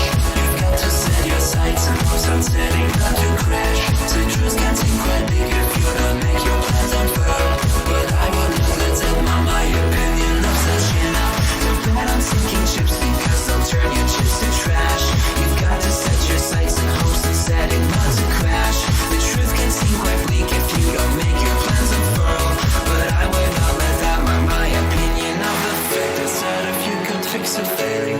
current paradigm, we would have a hero who's supposed to be elusive and on time. Just on time. And then we would all contrive new conflicts, you know. So bet on sinking ships because they'll turn your chips to trash. You've got to set your sights and hopes and setting not to crash. The truth can seem quite bleak if you don't make your plans unfurl, but I would not let that mar my opinion of the show. Bet on sinking ships because they'll turn your chips to trash. You've got to set your sights and hopes on setting not to crash. The truth can seem quite bleak if you don't make your plans unfurl, but I would not let that mar my opinion. Stipulations placed before you to get all the things you really need. Mr. Big may make things hard, but you have got to plant your seeds. Go to war, fight more. Your dreams thrive by competition. You'll find no one famous ever got there just by flinching at their foes. Cling against the torment claw with all your might at what you know. Don't let go, just flow. Don't wait or play to indecision. Don't bad thinking just because you've got to be more grand. You got to think ahead and carry out your plan.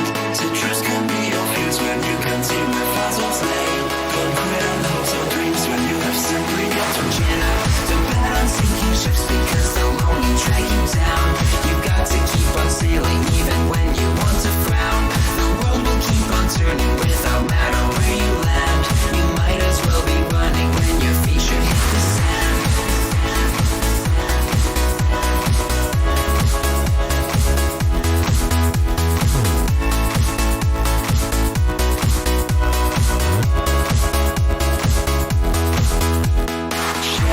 Don't bet on thinking just because you got to be more grand.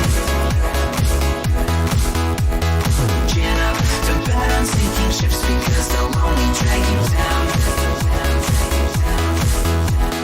Chin up, don't bet on sinking ships because they'll turn your trips to trash.